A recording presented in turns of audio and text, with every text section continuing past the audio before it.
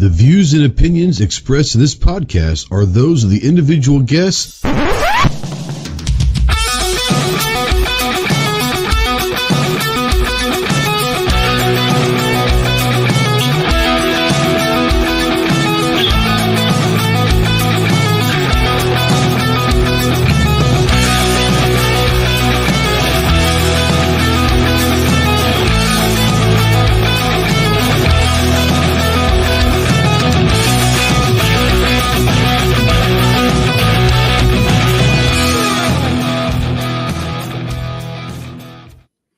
What is going on, my Ghost Mafia? Welcome to the Armed Citizen Podcast Live. This is episode number 359. Is that right? Yeah, 359. Today's date for the record is Tuesday, October 8th, 2024. We are streaming live on YouTube to over 150 countries worldwide. If you're out there in the live chat, go ahead and say something. We do not know that you're out there unless you do. If you're watching this in replay or listening in podcast, go ahead and utilize the comment section below throughout this podcast. Any questions, any comments, go ahead and let them be known. If you're listening to a podcast, we ask you to rate, review, share, all that good stuff. But we also invite both of you to come join the live show every Tuesday night at 7 Central, 8 Eastern on our YouTube channel. Got a great crew out here. If you're looking to meet new people within the gun community and all that, great people out here. So we invite you to be part of the madness that is. So come check us out. If you want to text into the show, yes, you can text into the show. Utilize the Ghost Tactical Hotline presented by our good friends over at Wilder Tactical. That number is 530-364-4678. It's streaming down, whatever it's called that. It's moving from side to side. There you go. Little banner, whatever you want to, scrolling. Yes. It's down there. And go check out our friends over at Wilder Tactical. They make probably the best war belt, battle belt, duty belt, whatever you want to call it out there. But they're not just the belt guys, right? They're great at those, but they also have great gear. So if you're a gear junkie like I am, you're looking for some first aid kits, some mag pouches, all sorts of stuff, they've got it over there at wildertactical.com, and let them know that Ghost sent you. If you're a veteran, really anybody, but especially if you're a veteran and you're in that hole, you're in that darkness and you're looking for some light, call me, text me, email me 24/7. I cannot give you medical advice, but I might be able to walk you through, talk you through, more importantly, listen to anything that you've got to say or want to get off your chest. If you are looking for someone that can get you towards some medical attention, remember two things, guys. One, you're not alone in this fight. You have a lot of brothers out here that are willing and able to help you in any way possible. And two, the world is a much better place with you in it. So please utilize the Veteran Crisis Hotline, 1-800-273-8255. Once again, 1-800-273-8255, or you can text the word TALK to 741-741. We are spotlighting, as always, the United States Marine Corps. If you have any questions on what it takes to earn the title of United States Marine, see the website marines.com. And as always, we are a proud member of the Firearms Radio Network. Go check out all your favorite pro gun, pro toy podcasts over at firearmsradio.net. Let's get this off of my ugly mug and say hello to the merry band of morons. They're joining us this week from the weirdest state in the union. The only state that has 4 letters and takes 2 guys to spell it out. From the 740. What's up, Chris? How are you? I'm doing good. Glad to be here. And yeah, man. Been a good day. I just got my certificate thing from YouTube saying I hit 2.5 million views. So that was nice. Pretty cool. Yeah, it is. Congrats, man. Thank you. And 11 subs away from 9K. So I'm getting there. There you go. Well, you're going to get to 10 here before we know it. Probably by the end of the year, I'd imagine.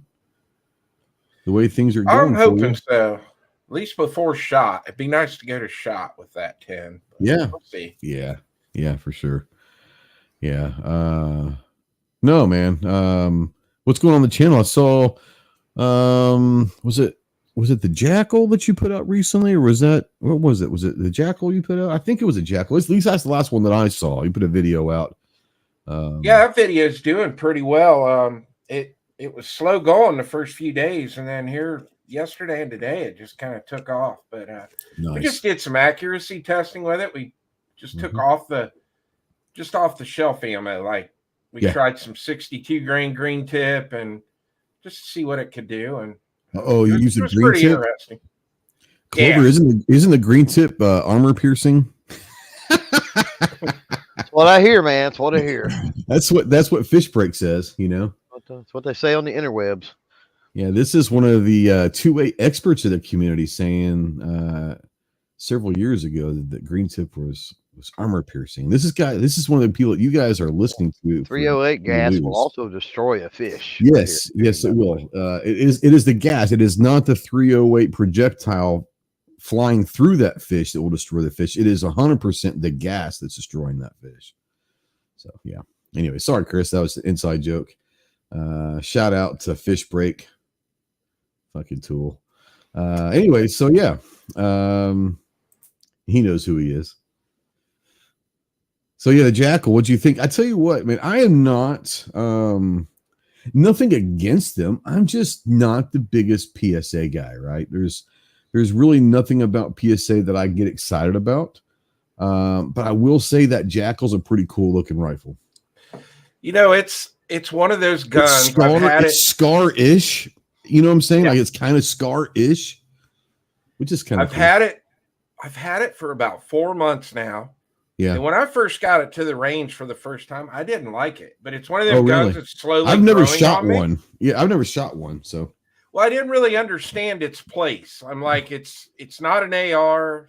Yeah. It's not an AK. It's kind of, you got that long stroke gas system, but the more you shoot it, you start to like fall in love with the thing. It's a pretty cool gun. I'm really glad I got it now. The only reason why I even know what it is the first time I ever saw it. Like I said, it reminded me, it's got scar-ish features, right? To where I was like, oh, that's kind of cool looking. For PSA, it's really cool. I was like, a cool looking design for PSA, right? So, what's up, Jeffrey? How you doing, buddy? Jeff, if you want to join in, I can send you a link if you want to talk about Eric's shoot this weekend. It's up to you. Just let me know. Marcus is a poor man's ACR. I mean, so here's the thing. I don't like that term, poor man's this, poor man's that. If it's good, it's good. It doesn't matter what the price is, right? And let's be honest, if I could find something that's comparable to something that's, let's say, $2,000 or more, and I can get it for less than half of that, well, why the hell would I want to spend double the money if it's something that's comparable and is just almost as good, right? So I think that's where the PSAs, the Andersons, the Arrows of the world, the EAA and Gersons of the world have really, in the last probably 5-6 years, made their staple as saying, look, we can give you something that looks, feels, and shoots just like this for half the price. Well, I'm not an idiot, but that's pretty good finances, right? That's just me, So yeah, I'm interested to see. So right off the bat, this might be coming in a different video or anything. I know you said you did basic accuracy tests, but like, how would you put it up against some of the other rifles that you've been shooting lately? Does it stack up like feel wise, weight wise? I mean, how does it stack up against just other ARs that you've been shooting lately? Well, that's what I'm going to cover in a review when I drop it I will wait then. But I am, but that was part of my review, was that basically that gun can't do anything better than an AR can. Okay. So it's not changing anything that you already have access to. Gotcha. It's just super cool looking, and it's very reliable. And the gas system's neat on it, and it's I love the adjustable gas block on it. You can just take a round and adjust it. And it's pretty cool. It's just got a lot of cool features. Yeah. but it ain't replacing an AR-15. Yeah, I think that it's something that Jeffrey, I put the link out in the chat, so you can jump in if you want. I think it's something that it's definitely a step up for PSA, right? It's definitely outside their comfort zone. So yeah. Yeah, I'd be interested into seeing that. Like I said, I've never shot it.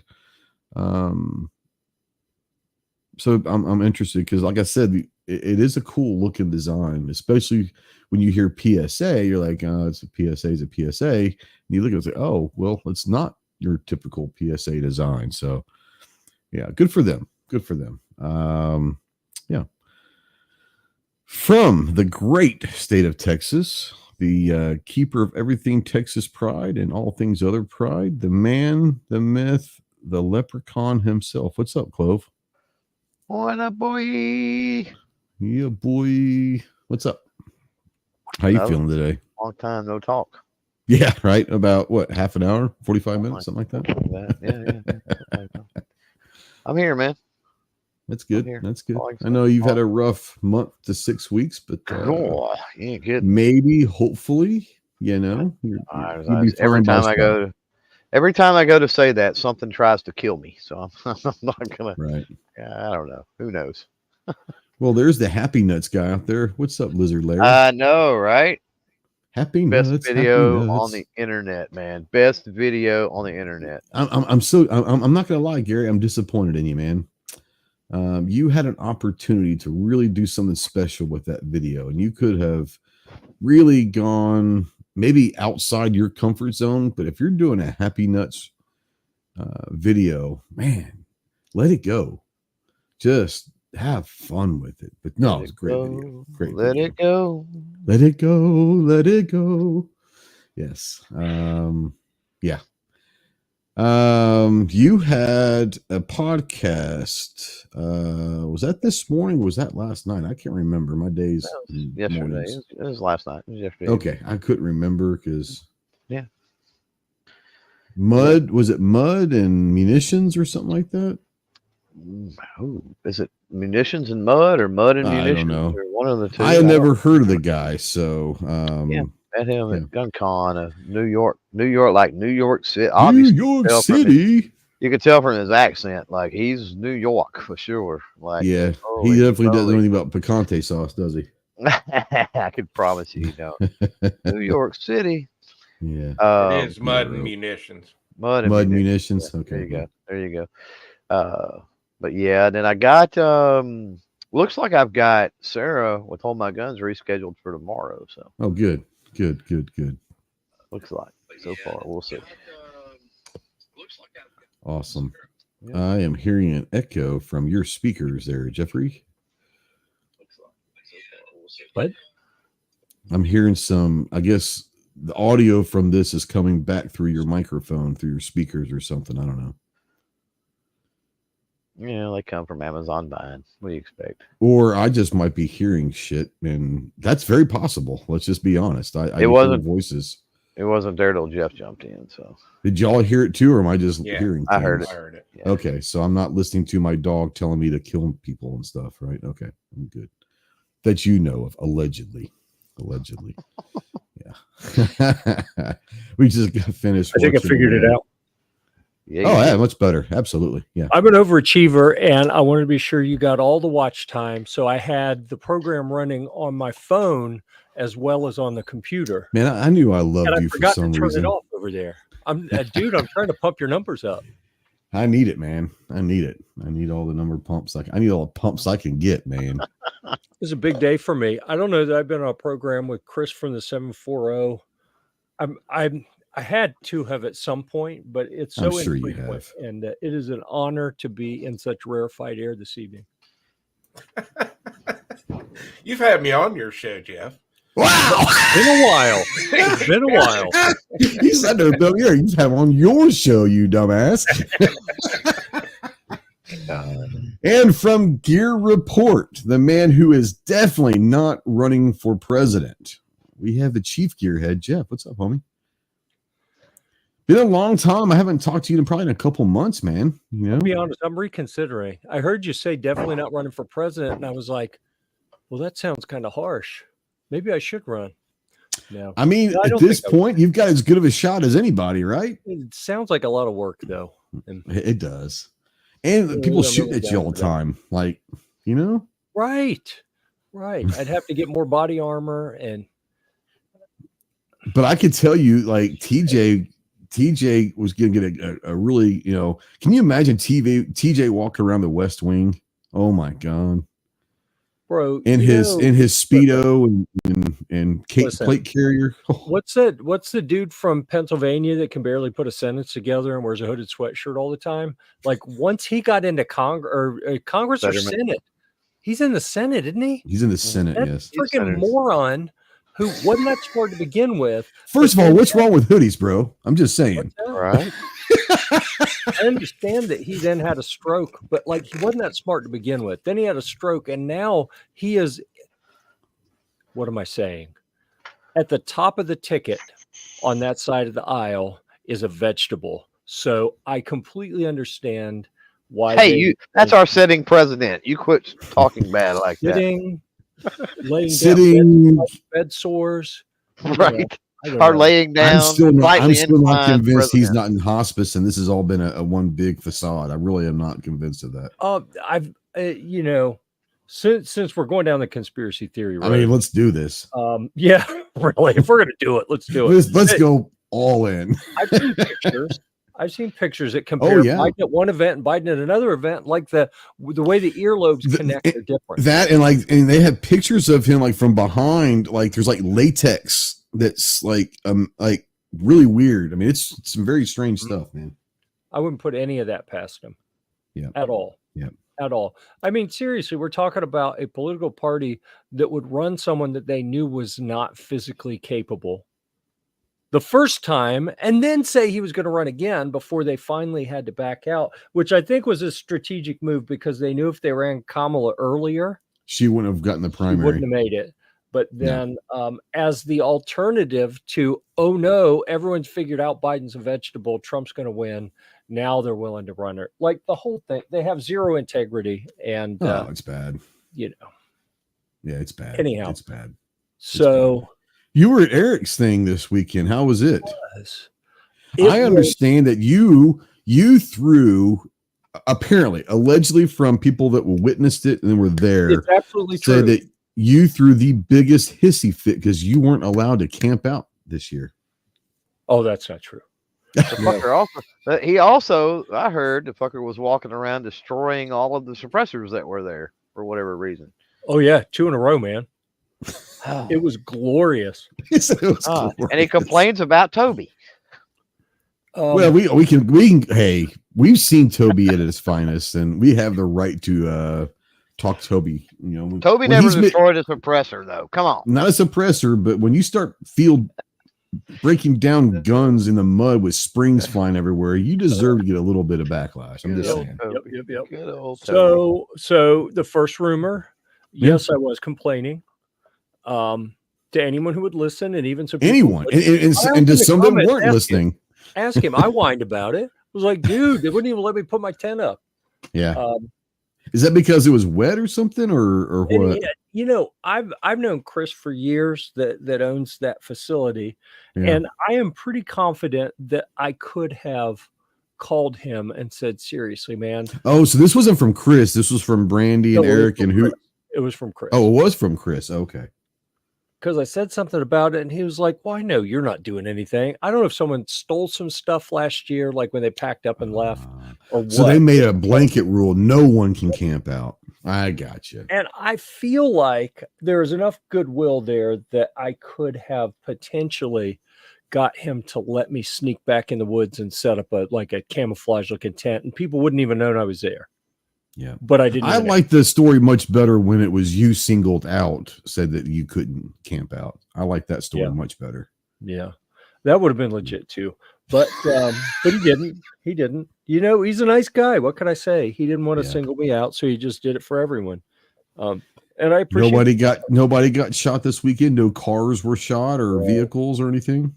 Okay. What was the second part of that? The suppressors, and then we'll get to that. Oh yeah, the suppressors. Yes. I did break On 2 consecutive shots, 2 suppressors died. I did 4 shots. The guy said do 5 or 6 shots with this one. Yeah. And 1, 2, 3, 4, everything's fine. On 5, thought it was fine, but then when we hand it back, we bring it back, unload it, lock the bolt open. It's an AR shooting 5.56. Yeah.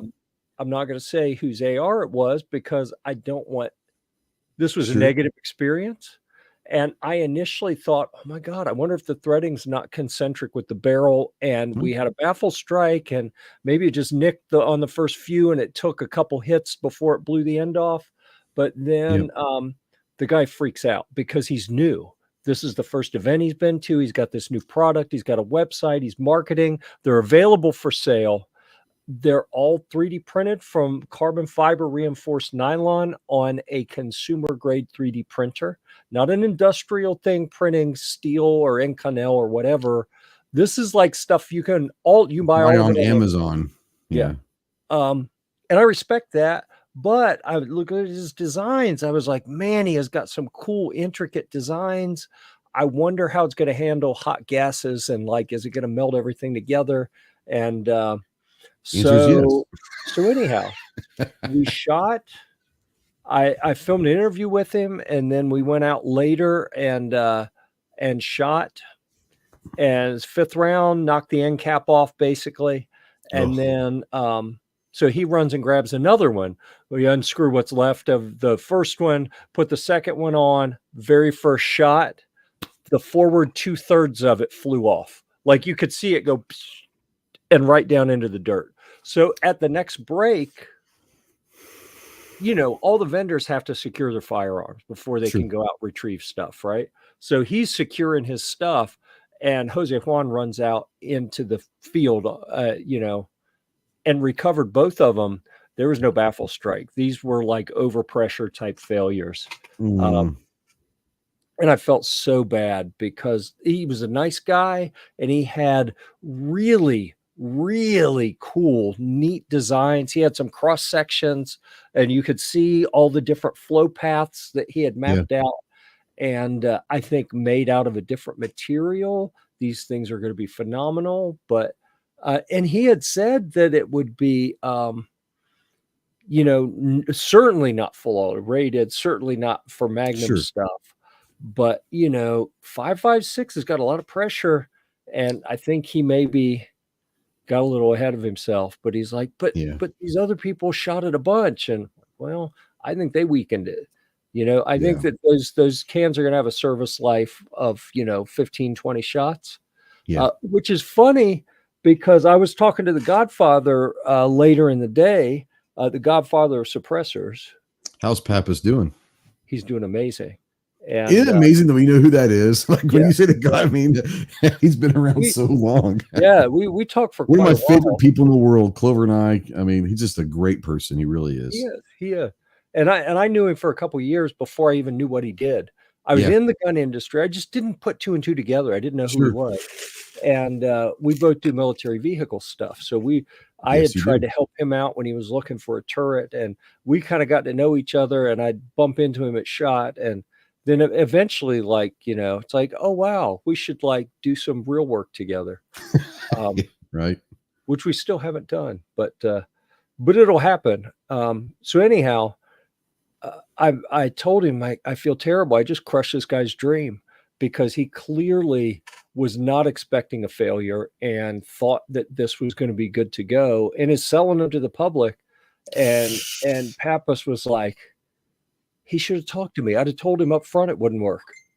Yeah. And he would have not. And he would have. I mean, that's the thing about Mike is he'll be completely, sometimes brutally honest. Yeah.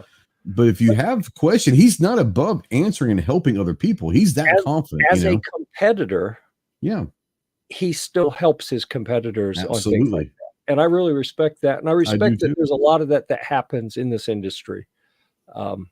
Really. And I try to, and I know all of us here try to emulate that. All the people on this panel help each other. And I love that. So I hate helping Clover, but sometimes you just have to, right? But he needs it so much. He does. I feel bad for the little guy, There goes his blood pressure. Calm down. I'm sorry. Not right now. Yeah. So yeah, it was a good event. So Yeah. in I heard numbers were down. Is that because of this weather possible, and all that? I'm sure that had something to do with it, but that's actually the topic I was just getting to. In years past, I mean, this is the 8th. I think it was the 8th one for me, but I skipped 2 because of other hurricanes coming through. I was like, it's going to be a mud pit. I have no desire to go play in the mud all weekend. I'm just skipping them. So this would have been number 6 for me, I believe, to actually be there over an 8-year period. And I can tell you that what I told people early on was this is the coolest, best event because it's kind of small. It's only media and industry pros, and everyone knows what they're doing.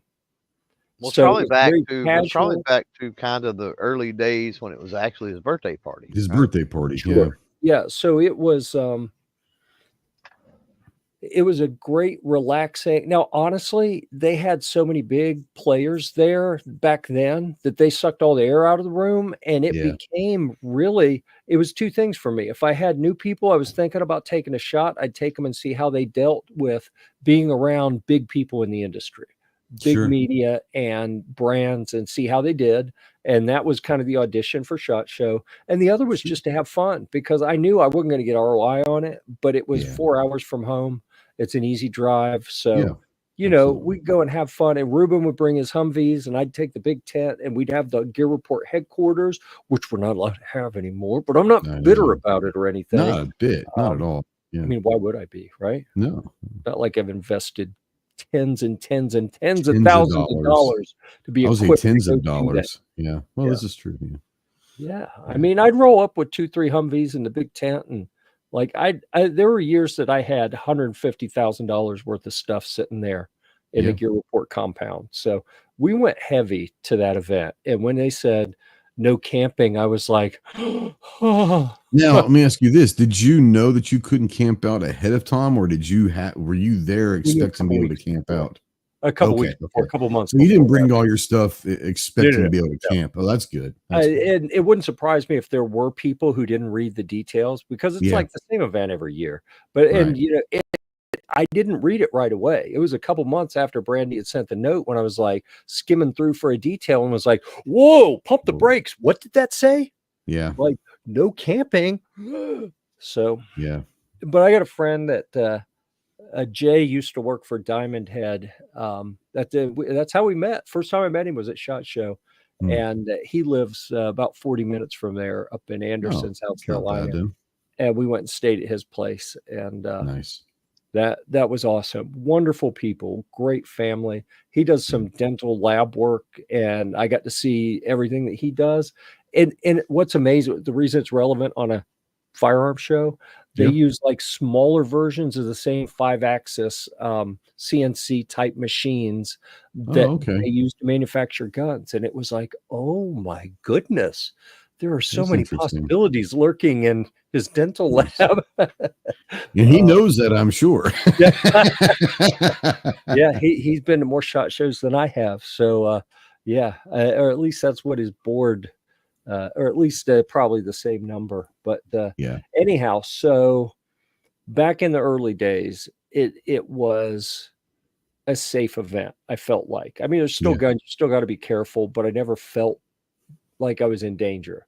The last few years, each year, I have felt successively more in danger. And I heard after the last year where there were 2 incidents, I heard a number of brands say, I will never come back here. And they spread the word, and a number of media were saying that. And I believe that there were maybe a third of the brands and a quarter to a third of the media in attendance. It was markedly smaller. Like they used to have 3.5. And that's not necessarily a bad thing for you, but it's still. Well, we turned it into a day trip instead of a Saturday, Sunday. We had talked to everyone. I mean, that's why I talked to Pappas for 40 minutes. Like normally at that event, he wouldn't have had more than 7 minutes to talk to someone. He walked over and talked to us for quite a while. Let's be honest. His 7-minute story is like a minute for somebody else, because he is very long-winded in his stories, which I love. I just would love to hear him just talk, Yeah. Yeah. Yeah. Great. So let's see. So it was markedly smaller. We were able to get through it in a one day. We got there Friday night because they have a dinner. And I think every range event should learn from this. Have the dinner, because when the range is hot, you can't do business. We are getting hands-on firearms. We're getting B-roll. I actually saw someone, and I think it was SDI. So I need to go find the Sonora Desert Institute YouTube and look for this interview where the guy was standing right beside the Gatling gun, crank Gatling gun. Yeah, sure. From what is it, Tipman Arms, or there are two Tipmans. I can't remember which one it is, but regardless, lots of automatic gunfire going off all around, right? And they're standing there with their little microphone doing an interview right there in the middle of it. And I'm looking at them going, there is no way. No. I don't care what mic you have. This is going to be inaudible. It's going to This needs to be B-roll only. B-roll only. Yes. Yeah. So there was a lot more downtime this year. And then, so what I was going to say is they have a dinner on Friday night, and then they feed us on Saturday evening as well. And they have a big, like 3 big party tents, long ones full of tables and chairs. That's all just for people to hang out and sit around and talk to each other. That is where it's at. If that's all it was, I would drive 4 hours just for the dinner to sit and chat and talk to everyone. That would be more what I would want to do. Like, I might even show up Saturday afternoon just for that and not care about the other crap, right? Yep. So that was all pretty cool. I felt like there was something else I was going to mention, but I don't remember what it was. No, it was good. And Kyle with Anderson, they'd never been to this event before. So I talked to him Saturday afternoon, and he was the one that told me that you couldn't camp out. Yeah.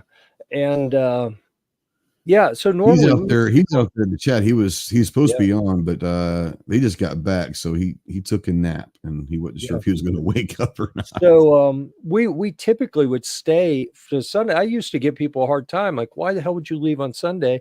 Because the event was big enough, there were still people to talk to. But we had literally talked to everyone we wanted to talk to, as much as we wanted to talk to them. Like, we didn't even stay for dinner on Saturday because we'd already exhausted all the. I mean, we could have stayed. We could have kept bugging Kyle, but our host had asked us to go back, and I'm looking at Kyle's note about not leaving him alone. That's the price you pay. He got to meet JJ. Nice. I'm glad he got to meet JJ. Yeah, that's good. Which has been renamed, by the way. One of Kyle's cohorts renamed him Juan Jose, and you had to say it just like that every time. So, but it was a really good event, and it was good to spend some more time with people like Kyle that we'd met but really not hung out with much. Kyle's but there was also a good personal friend, but he's a great guy in the industry. Yeah. It was good for us personally. Jose Juan had some stuff on Sunday that, although he had said, yes, he was willing. If I wanted to stay, we'd stay the whole time. He made it pretty clear as the weekend progressed that he didn't really mean that. He probably had a tea time Sunday morning he had to get to. He had stuff to do. And well, I know what it was because I went with him. Machine Shop was having a clearance sale. They're going out of business sale, and he now has a metal lathe and a Bridgeport, and he's building a machine shop. Right. So he wanted to go get discount stuff. So I went with him, and we picked through, and for not much money, came back with some rusty gold. Man, it was very worthwhile to get back. And some of the parts he got were things that were very hard to find. Nice. So I think he probably left with about $1,000 worth of stuff for $50. So that was a definitely worth it. Then. Yeah. Well, stick around for a second. We're going to go through our. You guys know that every Thursday, Saturday, and Monday. Jeff, you need to stick around because you're going to like one of these. Our pony polls, brought to you by our friends over at Anderson Manufacturing. We have a good time over on our community tab, and we put some polls out there, and we have some fun. So let's go through this week's polls real quick. We're gonna go, since it is the great month of October and all that is Halloween and all that. We're gonna do like a kind of over the next few weeks a kind of a semi horror movie villain bracket, right? So this is the month of brackets, I guess. But first one is number 1 seed versus number 8 seed. Michael Myers or the Reverend Henry Kane from Poltergeist. Chris, Michael Myers or the weird old dude from Poltergeist? Man, I'm going with that weird old dude from Poltergeist. That dude freaked me out when I was a little kid. That dude freaked everybody out. Let's just be honest. If you were old enough to remember Poltergeist back in the day, that dude was freaky. Yeah, and there was so many weird stories around that movie, and then that little girl died, and yeah man, that movie is just, it still just kind of freaks me out. Yeah, it's yeah, for sure. Yeah, he was freaky dude. Clove, Michael Myers or the creepy dude from Poltergeist? Mikey. He's obviously my favorite, but it was hard to, the 1 versus 8, and I was going to go in through the bracket. I was like, man, that's going to be a tough one in the first round for Michael Myers, just because of how creepy the old dude is, right? Creepy. No one knows the guy's name, but like you said, a creepy guy from Poltergeist, everybody knows that dude, right? Creepy for sure. But as far as like villain, you got to go with the slasher. Come on. That's right. Jeff, Michael Myers or the old creepy guy from Poltergeist? I don't watch that kind of movie. I have no idea who either of them are. Michael Myers is the white mask. Never mind. He's who I like dress up for every year for Halloween. Is Michael Myers. Not that kind of white mask, Jeff. Not that kind of white mask. Michael Myers is Little Bo Peep. Yeah. Not that Michael Myers. Not straight Michael Myers. Yeah. Not that time that you dress up every year. Not that time. I mixed him up. We are not discussing this right now. that is a personal thing that we told we would not bring out, but you tried there. Yeah, sorry about that. Yeah, obviously my pick is Michael Myers. 83% were correct. It said Michael Myers. 17% were freaked out by the old dude from Poltergeist. So next week we'll have another bracket. This week's Guitar Hero bracket. I think it was like guitar.com or one of the guitar websites ranked their like top 10 guitar players of all time. I said, you know what? I'm going to go with their rankings and we're going to do a bracket. 1 versus 8, 2 versus blah, blah, blah. This week, it's a pretty good one. Pretty good battle right here. Jeff Beck or Slash? That's a pretty solid battle right there. Chloe, I'm going to go with you. Jeff Beck or Slash? Slash. Slash is my favorite. Top 3. Everyone knows that Slash and Tom Morello, obviously David Gilmour, Prince. Slash is probably my number 2 behind David Gilmour as far as favorite. But I tell you what, man, I would have picked Slash if I could vote my own poll. But you ask a lot of the guitar greats, and they'll say the most talented, maybe not the best guitar player, but you'll hear from the greats, the most talented guitar player might have been Jeff Beck. So I don't know. Beck's great, no doubt. Technically, he's a phenomenal guitar player, talent-wise. Yeah. Kyle, was that asked that mask? Yeah. So the Michael Myers mask is actually a William Shatner mask that they painted white for the original movie. It is a William Shatner mask. Yes. Slash, one of the things about Slash knows how to choose a guitar to play. Yeah, he's a big Gibson guy overall. Les Paul. Yeah, but overall. But he plays a lot of cool stuff, man. Like there's certain models and he's really picky and peculiar because of the sound that he wants. Yeah, right? he's one of the. Now I don't know, and Jeff's much bigger into guitars than I am, but growing up, I never heard about it.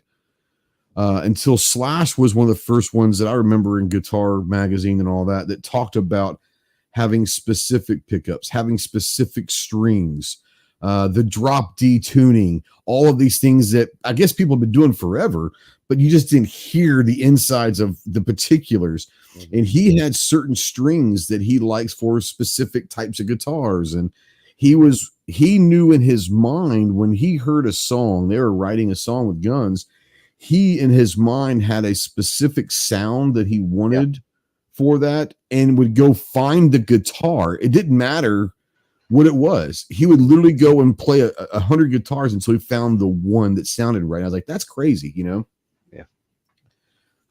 Yeah. Jeff, you've got a bunch of guitars behind you, but Jeff Beck or Slash? I don't know as much about Jeff Beck.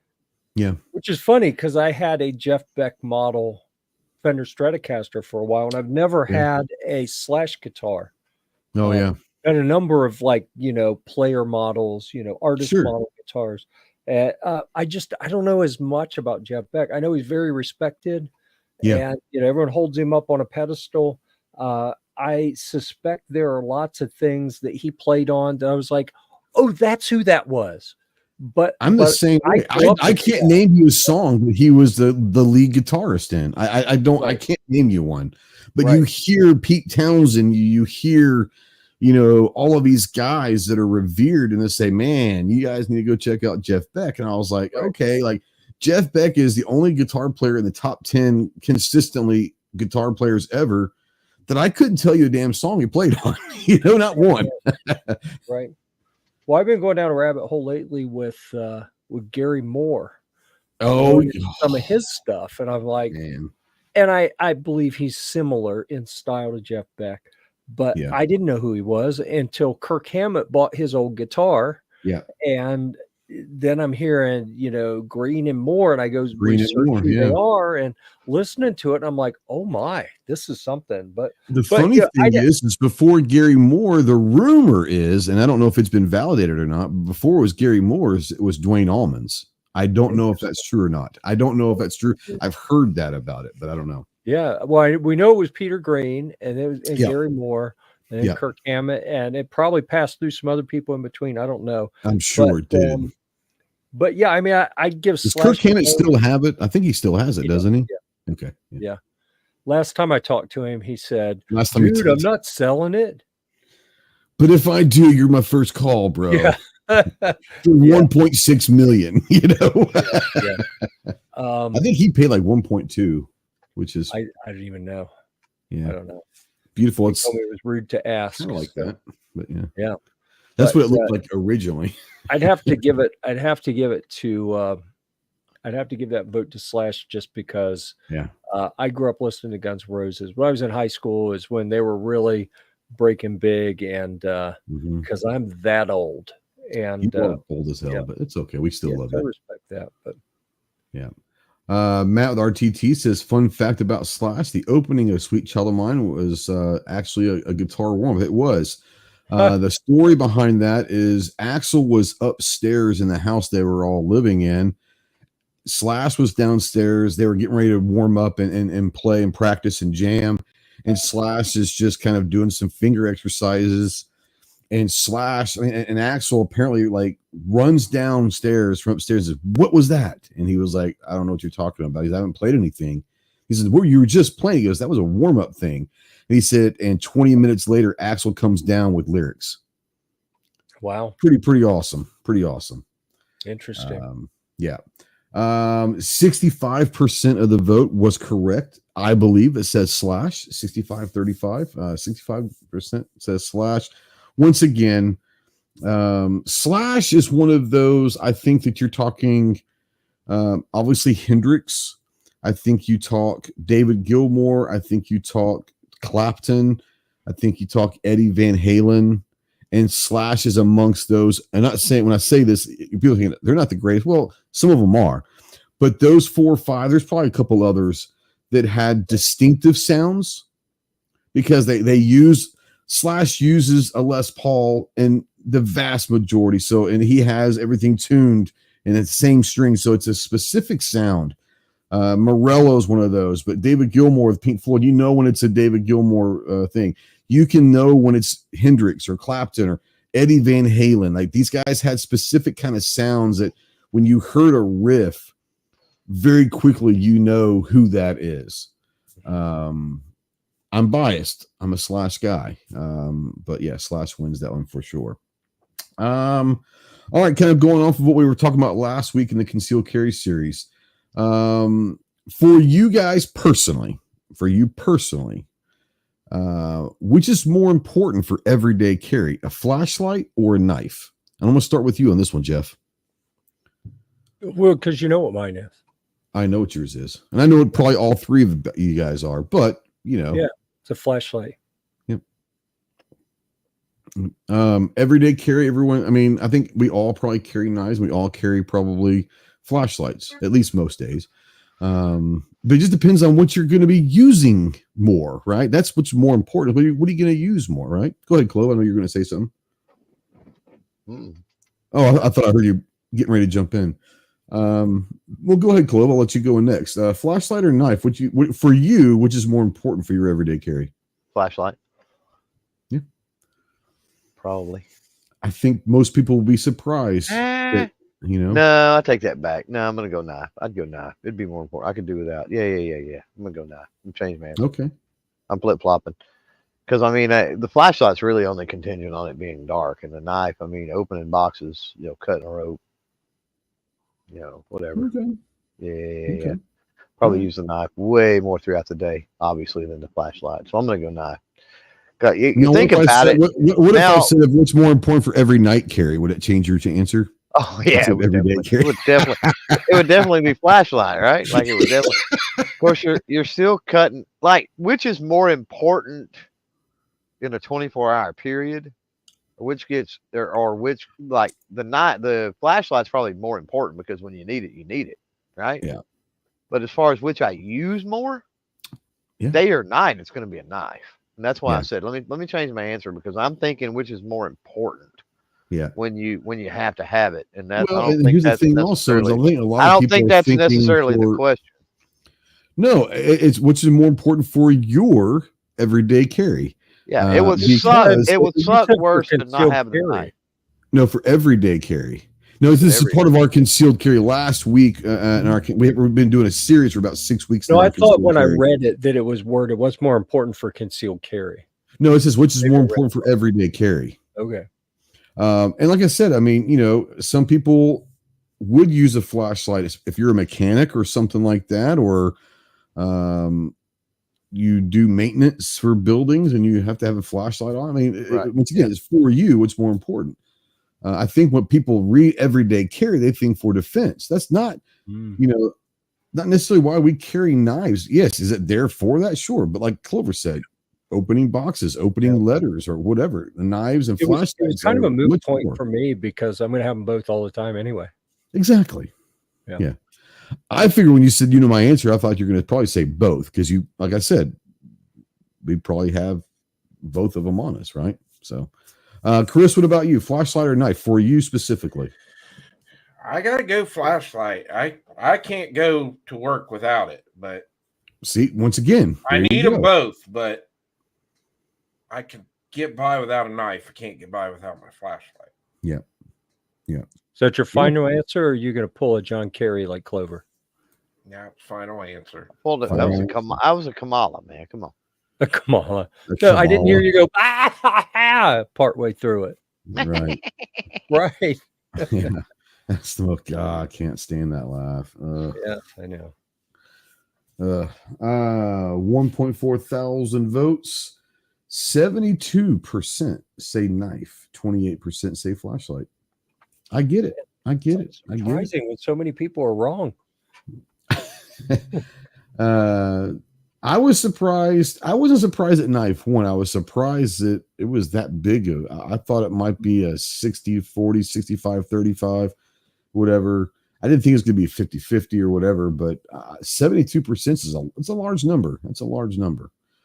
But once again, I think most people in the context of the question, when they think everyday carry, they think self-defense. Well, with a phone, can you? So here's my thing. I mean, it's a given. We've talked about the EDC. So your keys, your wallet, your phone. We talked about all that being given. So let's say we have those. Phones have a light. True. So like in a pinch, like I've got to have a light. Like my phone will most of the time would get me by without having to have an actual flashlight most of the time. However, like if you ever try to open something or try to cut something with a key, that sucks. And nowadays that's true. We talked about this. It's key fobs, so those are completely worthless. Yeah, the keys are gone. Like, you don't have anything to cut or scrape and I don't know. That's just a big part of my day is cutting things open and apart and whatever. Yeah, when you get 27 Amazon boxes, this is true. Jeff knows the pain. Boxes. Jeff knows them. Jeff knows. Yep. I dull many knives throughout the day. I'm sure. By the way, Jeff, have you seen Lizard Larry's Happy Nuts video? I haven't. He said something about it this morning in a little private chat. I'm not gonna lie, I'm a little disappointed in the man. When you have a product called the Happy Nuts men's groomer, there are so many possibilities to have fun with that video. Yeah. And he went pretty vanilla. I was a little disappointed. I figured, you know what, this is your opportunity to just let it go, have fun. The product is called the Happy Nuts men's groomer, or whatever it's called. Like, if anything's begging for a great viral video, this was the one, Yeah. I was a little disappointed, man. Yeah, he said something this morning about he was going to take over the I don't know if he called it ball maintenance or whatever that sector is, that segment. He was going to take over. And I said, man, I hate to burst your bubble, but I too shot a bunch of Happy Nuts videos this morning. And said, you're a little late to the party. There it is. There it is. It's the exact same product too. It's called the Lumberjack. That's it. That is it. Yeah. Yep. The fact that you know that is scary. And then whatever it's just out of reach off camera. I tossed it across the room after I was done filming. So it's all stuff that gets filmed over here. And as I get done, I chuck the other stuff across the room. Do you have a bin that says send a G-Webs, send a G-Webs, send a G-Webs? Because he'll take it. Right. He would, certainly. Yes, he would. Yes, he would. Yep. All right. Go check out our pony polls every week. Thank you to Anderson Manufacturing. When you go check them out, let them know that Ghost sent you if you're looking for some help and all of that. And you're on your website, use a couple different promo codes. Chris, you can use his. It says Chris from the 740. Clover Tax is just simply Clover Tax, and mine is Ghost. We do not make a penny off of these. It's there for Anderson to help out our audiences save a little bit of money. So save some money, boys or girls, whatever. But all that. So you guys know over the last probably like 6-7 weeks, we've been doing one of my favorite series we've ever done through this podcast, and that's the concealed carry series. This is one of the last ones of this series. And I thought it'd be fun because there are a lot of myths about concealed carry. I think there's a lot of things, especially for people that are just getting into concealed carry, that have probably been told things by friends or people that you shouldn't do this, or, be careful of this. And we're going to talk about some of these myths. We're going to talk about debunking some of the common myths about concealed carry. Whether it's just misconceptions, like I said by your friends or people at the gun shop or whatever. We want to make sure that, at least from our opinion and our points of view, that, not saying debunking, but maybe cleaning up or clarifying our stances on some of these myths that you might be misled or whatever and all that. And obviously we're going to let everyone on the panel give their sides of this. The first one, and this is the one that I hear the most, is you have to have the biggest gun, or you've got to carry 45. Knockdown power. The knockdown power. That's the best for concealed carry and all that. And what I want to kind of go through is kind of go through the panel Actually, we're not even go through the panel. Let's just open it up and just have a conversation. Like, we're all friends here, and we're not going to step on each other's toes. But obviously, I think we would all agree that a 22 or anything like that is better than a BB or a rock with a slingshot to have. You might have to take a couple more shots with a 22 than you would. But I hear people say, oh, 22 and 380, they're not worth carrying. You got to go, 45. Well, people like me, I'm not the biggest guy in the world. I can't comfortably carry a 45 pistol for everyday carry. It's just not comfortable for me. I like smaller packages. Yes, I said it. Yes, someone's going to clip that one. But no, I mean, let's talk a little bit about, you need to have a big gun, or you need to have a large caliber handgun or whatever to feel safe for concealed carry. Chris, I'm going to bring you in real quick and talk. I know that you do have, I think you do have a 45 in your rotation, don't you? Just my nightstand gun. Okay, but I don't carry it. When you hear people, you can't carry smaller cartridges, handguns. What do you say to that? Is that a myth to you, or is that real to you? No, I think it's a myth. I mean, I especially what we've seen over the last, let's say, 5 years, we've seen the popularity and, like, God knows how many 365s and 365 XLs have been sold. Look how many law enforcement groups we've seen that have stepped down now from 40 down to 9. I mean, with the bullet technology, I mean, the bullets keep getting better, the ammo gets better, the guns are getting smaller, but you're starting to see a lot of compensated guns now to reduce more recoil. No, I think it's crazy. I honestly think it's kind of a crazy myth. I mean, to think that you have to have a 45 or a 40 or even a 10.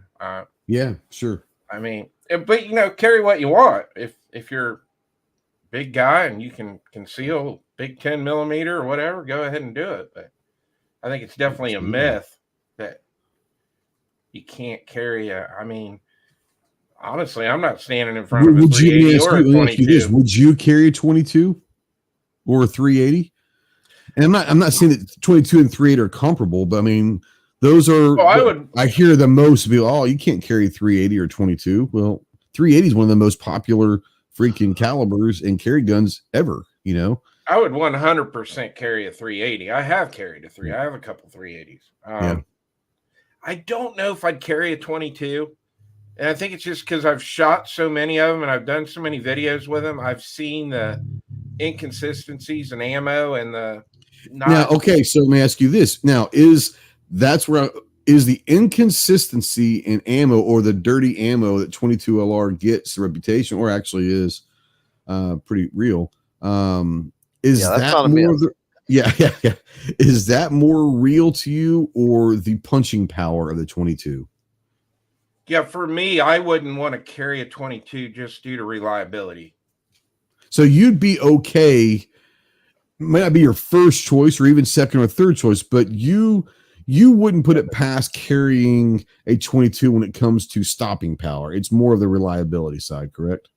Exactly.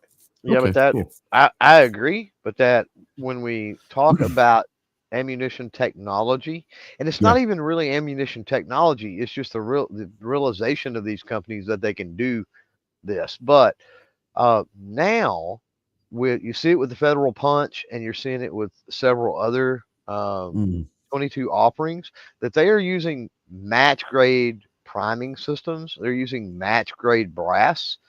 And when you do that, a little bit more reliable, I guess. When you're shooting in the Olympics, you can't have a fail to fire, right? Sure. Right. And so the same works for like EDC. You can't afford to have a fail to fire. And so you're seeing a lot of this quote unquote defensive 22 ammo that's actually using match grade cases and primers. And the reliability is through the roof. It's not even in the same universe as your just off the shelf, bulk pack stuff. So Ammunition's gotten better. That's all I'm saying with 22. Now it's still dirty. It's still dirty. But it's a lot more. It's more reliable. Yeah, reliability's gotten better. Yeah, for sure. But you pay for it. It's defensive. It's match grade. Well, and let's just be honest. No matter what defensive ammo you're getting, no matter what caliber it is, you're paying a premium for that. You're talking. True, but I mean, $1 a round though for 9mm versus that's about $1 a round for a 22. Well, that's a little bit different. Yeah, that hurts a lot more. Yeah, right? You're right. Yeah, you're right. Yeah. Jeff, I want to bring you in here. We're talking about we haven't had you on in the whole series. So when we're talking carry guns, what's more important to you? Is it the size of the gun, the caliber, or the comfort? When you're deciding what gun, we've gone through this in previous episodes, but you haven't been on, so I want to ask you this. Caliber, full size, compact, whatever, or is it comfort? What's kind of like the first thing when you're choosing your gun / caliber? What's your first kind of go-to criteria? Number one criteria is what you shoot best. What are you going to hit the target with? What are you not going to hit the things that you don't want to hit with? If you're going to miss your target and hit something you did not intend to hit, that's a bad choice. Doesn't matter what it is, 22 or 50 BMG. If you're hitting the things you're trying not to hit, then that's the wrong choice. So that's number one. And then the practical consideration of, how you're going to use it. If it's a concealed carry in the summer, it's probably going to need to be smaller, but for me, it starts with what do you shoot best. And then kind of all the compromises come down to what do you shoot well that's going to give you enough rounds that you can afford. So even capacity maybe can come in before caliber almost. Unless we're talking about or at least firearm size. I mean, but yeah, capacity is a criteria for a lot of people. Yeah. Right. Those are the most important to me. Number 3 is it can't be 380 because it's a ridiculous gap filler that's superfluous. It's not needed. Like just use 9mm. It's practically the same, plus 380s are typically a little less mass in the gun, and the 380 round pops like the recoil impulse feels like it's tighter, like the recoil is hitting over a shorter period of time, which makes it crack more, which makes it harder to control. So when you look at your typical, well, you are right. Most of the 380, micro carry guns, there's no weight to them, there's no size to them, so they're gonna be a little flippy. Right. Well, and that's why I put the facetious women should carry featherweight revolvers, because that's what you hear when you walk into a lot of old school gun shops. And to me, that is absolutely ridiculous. Give them the hardest thing to handle. Well, long, heavy trigger and something that's going to kick with a lot of jump to it because of the design and the low mass of that featherweight. It's like that is about the worst thing you could put. Just going to pull the trigger once and be scared to pull it again. Anyhow, so am I against 30 super carry? I don't know. Well, I was going to bring that up before he said, because you said that 380 is a worthless gap cartridge, and so what about 30 super carry, which is a gap between the worthless gap and 9? So is 30 do you like 30 super carry? I mean, do you have much experience? I know Clover's gotten some experience this summer with it. I don't have much experience. I don't have enough experience with it. I have like 2 magazines, so I don't know, Yeah. I've shot. I wasn't overly impressed. Yeah. I mean, I wasn't overly impressed originally.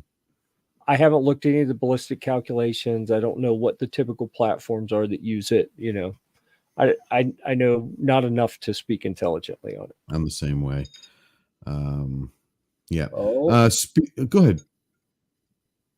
Oh, no. Okay. I thought I heard someone say something. Chris, hello? Speaking of caliber / cartridges and all of that, you had brought up a myth pre-show that I think kind of fits in this.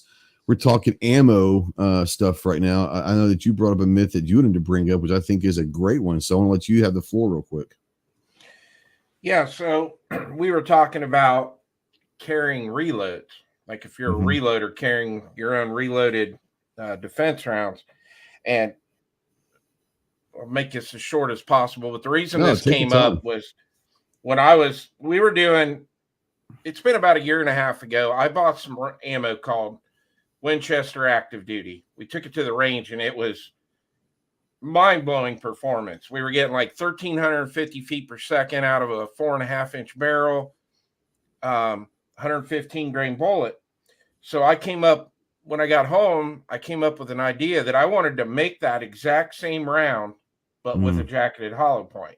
Sure. So I went and bought some Nosler sporting handgun 115 grain bullets, and we started messing around with a bunch of different powders and charges, and then we were able to get the velocity, we were able to get the accuracy we were getting with that. Yeah. So we did a live stream on it and we talked about it, and there was a big argument that broke out in the side chat of people saying I would never carry reloaded ammunition. One of the arguments was that it wasn't going to be as reliable as store-bought defense rounds, which I got a really good laugh out of that because that's why we make. Bullshit. So sorry, Chloe's been coughing a lot lately. I know. It's horrible. Bullshit. Sorry, I'll mute. But the next thing that came up, the big topic was that in a defense shooting case, if you were on trial, that you would be more prone, that they would use that against you, that you use your own ammo. Yeah. So that was kind of where that went. And what we were talking about this pre-show also is that's been something that's been going on for a long time, right? Mostly people that don't reload say that. Just fucking saying. Well, that's probably to a certain extent very true. I think that for the longest time, I think that the whole idea was if you're going to carry a gun, you want to have it, standard, no upgrades, no trigger jobs, no nothing, and use factory ammo in case they try to bring this in a court case. Let's be honest. We've talked about the legal stuff before a little bit. You don't even have to fire your weapon. If you brandish, you draw it, it's involved in something in public. It's going to be a long night for you, right? They're at least going to have some questions for you as to why, you drew your gun or whatever. If you happen to pull the trigger, there's going to be even more questions. And you know what? There's a good chance it's a clean shoot or whatever, and you're let go. Guess what? Just because you are not going to be charged anything criminally, there's a good chance you're going to be sued in the civil courts. And the civil courts is where I think a lot of this would come into play. I know, Chris, you said that someone was talking about in the chat you're talking about said that they did some research, and to what they have found and others have found that there hasn't been any, or at least very many, decisions that have been swayed because of reloads, right? Correct. So the people I think that would utilize this person use reloads or using handmade or homemade ammo, they'll probably paint it in some weird picture, this dangerous guy's making his own criminalized ammo at home, however they're going to paint that picture, right? I think, hey, Scott, new member. Thank you, homie. I think what we were discussing before, and I think you were right, is this is going to be something that they're going to utilize in probably a civil case once they realize that this has been deemed a clean shoot by the government. There is nothing they can charge you with criminally. So let's try to paint this picture of you being this wild, wild west madman making your own ammo in your garage for the sole purpose of hurting people, right? That said, I personally choose factory ammo, but I don't reload, right? Now let's bring Clover in real quick. And he does reload at times, but in general, there's two questions. I'm going to ghost you here, Clove. First question. The first question is do you use hand loaded ammo for carry? The second question is, if not, would you have a problem using hand loaded ammo for carry? Second question first, because that's the easiest and the quickest. Is absolutely 100% yes, I would, because I have. There you go. And then so back to the first question. Currently in my 3 main handgun rotation, no. Why?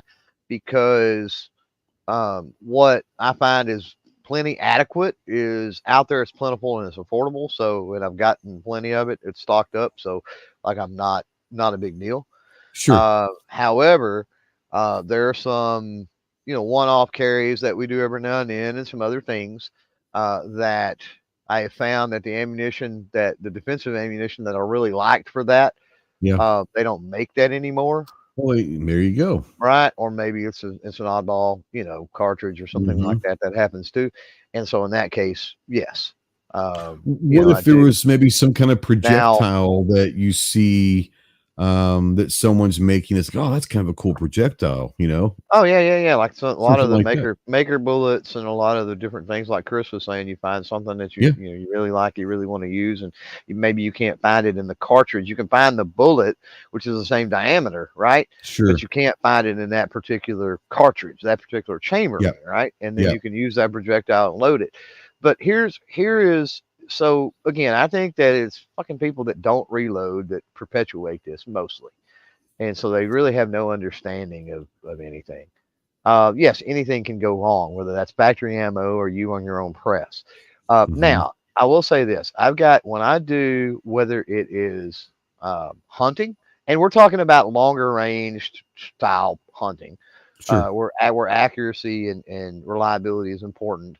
Same approach. I take the same approach to defensive carry.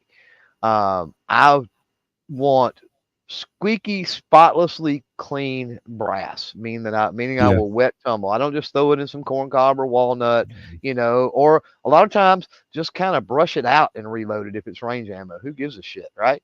It doesn't matter if it's clean enough. It won't dirty up my press. I don't care at that point. I'm just clinking on the range. But for carry ammo, you have a higher criteria. Absolutely spotlessly clean brass. You start with that.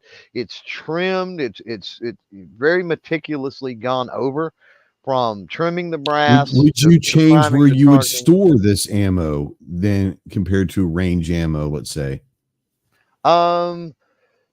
No, because pretty much where I store everything is adequate, right? Okay. All right. But I mean, how I store it is a little different. So for range ammo, I've got, MTM, they make a shit ton of various boxes.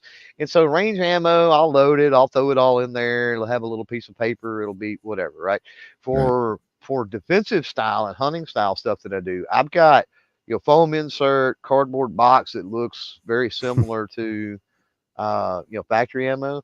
And then I've got specific labels where it has the dates that was loaded. It has how many times that brass has been reloaded. It has like any and every bit of information possible is on that. So again, it gets back into there's a what is the word? There's a increasing level of care and meticulousness that goes into that type of ammo. Sure. I'm gonna bring you and bring Chris in here. And you were talking about you talked about how many times that brass has been loaded, right? When you're talking, and Chris, since you are kind of loading your own defensive carry ammo right now, how many times, and I'm going to ask Clover the same thing when you get done, but how many times do you feel comfortable for carry ammo, not for range ammo? How many times do you feel comfortable reusing brass for carry ammo? I'm only going to use it once. I'll use once fired to load it, and once you shoot it again, that won't go back into my defense. It might go into the range, but it's not going back into the carry brass. Right. Yep. And I load my defense rounds on a totally separate press than I load all my plinking 9mm rounds too. So like going back to what Clover said, I take a lot of care into that ammo because I'm loading it on a turret press. I'm taking my time. I'm checking the cases and all, because normally I'm only loading 100 of them at a time. Sure. Yeah, that doesn't see the progressive at all. Yeah, 100%. Yeah, I won't load on that because when I get on the progressive, I'm loading 1,000 at a time. Right. Yeah. So. And G20, is anyone taking into account room temperature and humidity? That's what I asked. Storage and all that. It all depends on where you. But like Chris, for you, do you store your carry ammo in a separate location than your other ammo? Or is it all kind of no? But I keep everything controlled. Yeah, I run a dehumidifier in the reload temperature room control, dehumidifier, and all that stuff. Yeah, there you go. Yeah. I got way too much money wrapped up in ammo to let anything happen to it. No, exactly. Let me ask you guys this, and this is something. It's kind of not, but it is 100% involved, right? It's kind of not involved in this conversation. On the flip side, it's 100% involved in this conversation. Ammo. I don't reload, so it's what it is. You guys reload. Let's just use a scenario, okay? I'm going to let you and Clover both answer this. Chris, if I was to call you and say, Chris, this is Trey and Chris talking. You know me and all of that. I'm not just some Yahoo off the street that's never met you, but I personally call you and say, Chris, I've been hearing about some of the stuff that you've been reloading for your handguns, and I'm interested. Would you load some? I'll pay you for it, but would you load some for me so I could try it out? Be careful. Where do you stand on this? Clover, Chris, either one. No. Chris answered correctly for most people. Okay, I'm special. Of course, everybody knows that. Yeah. I'm on that. We know that you say that you're special. So you and I are obviously friends, been friends forever, whatever. Yeah. I would. Would you really? There is a very specific set of circumstances that I've got I would never ask that, by the way, because I wouldn't want to, you know what I'm saying? Like, I would never do that. But yeah, I'm surprised you say that you would, though. My answer is yes. No, I say this in the light of full transparency because there's some people out there that don't know what they're talking about. Sure. However, I have an opinion letter from the ATF. Actually, I have several, and I'm not going to give any of that shit away. People can go get their own. So I'm not going to tell you the stipulations of how I would do it, but the answer is yes. There is an avenue. Yeah. Yes. Okay. Like average person, I don't know. And I only say this because every year I load hunting rounds for people. Like every song, well, I'll say every year, not every year because usually they don't shoot it all up. But I've got some 308 loads that are taking deer at 700 and 800 yards.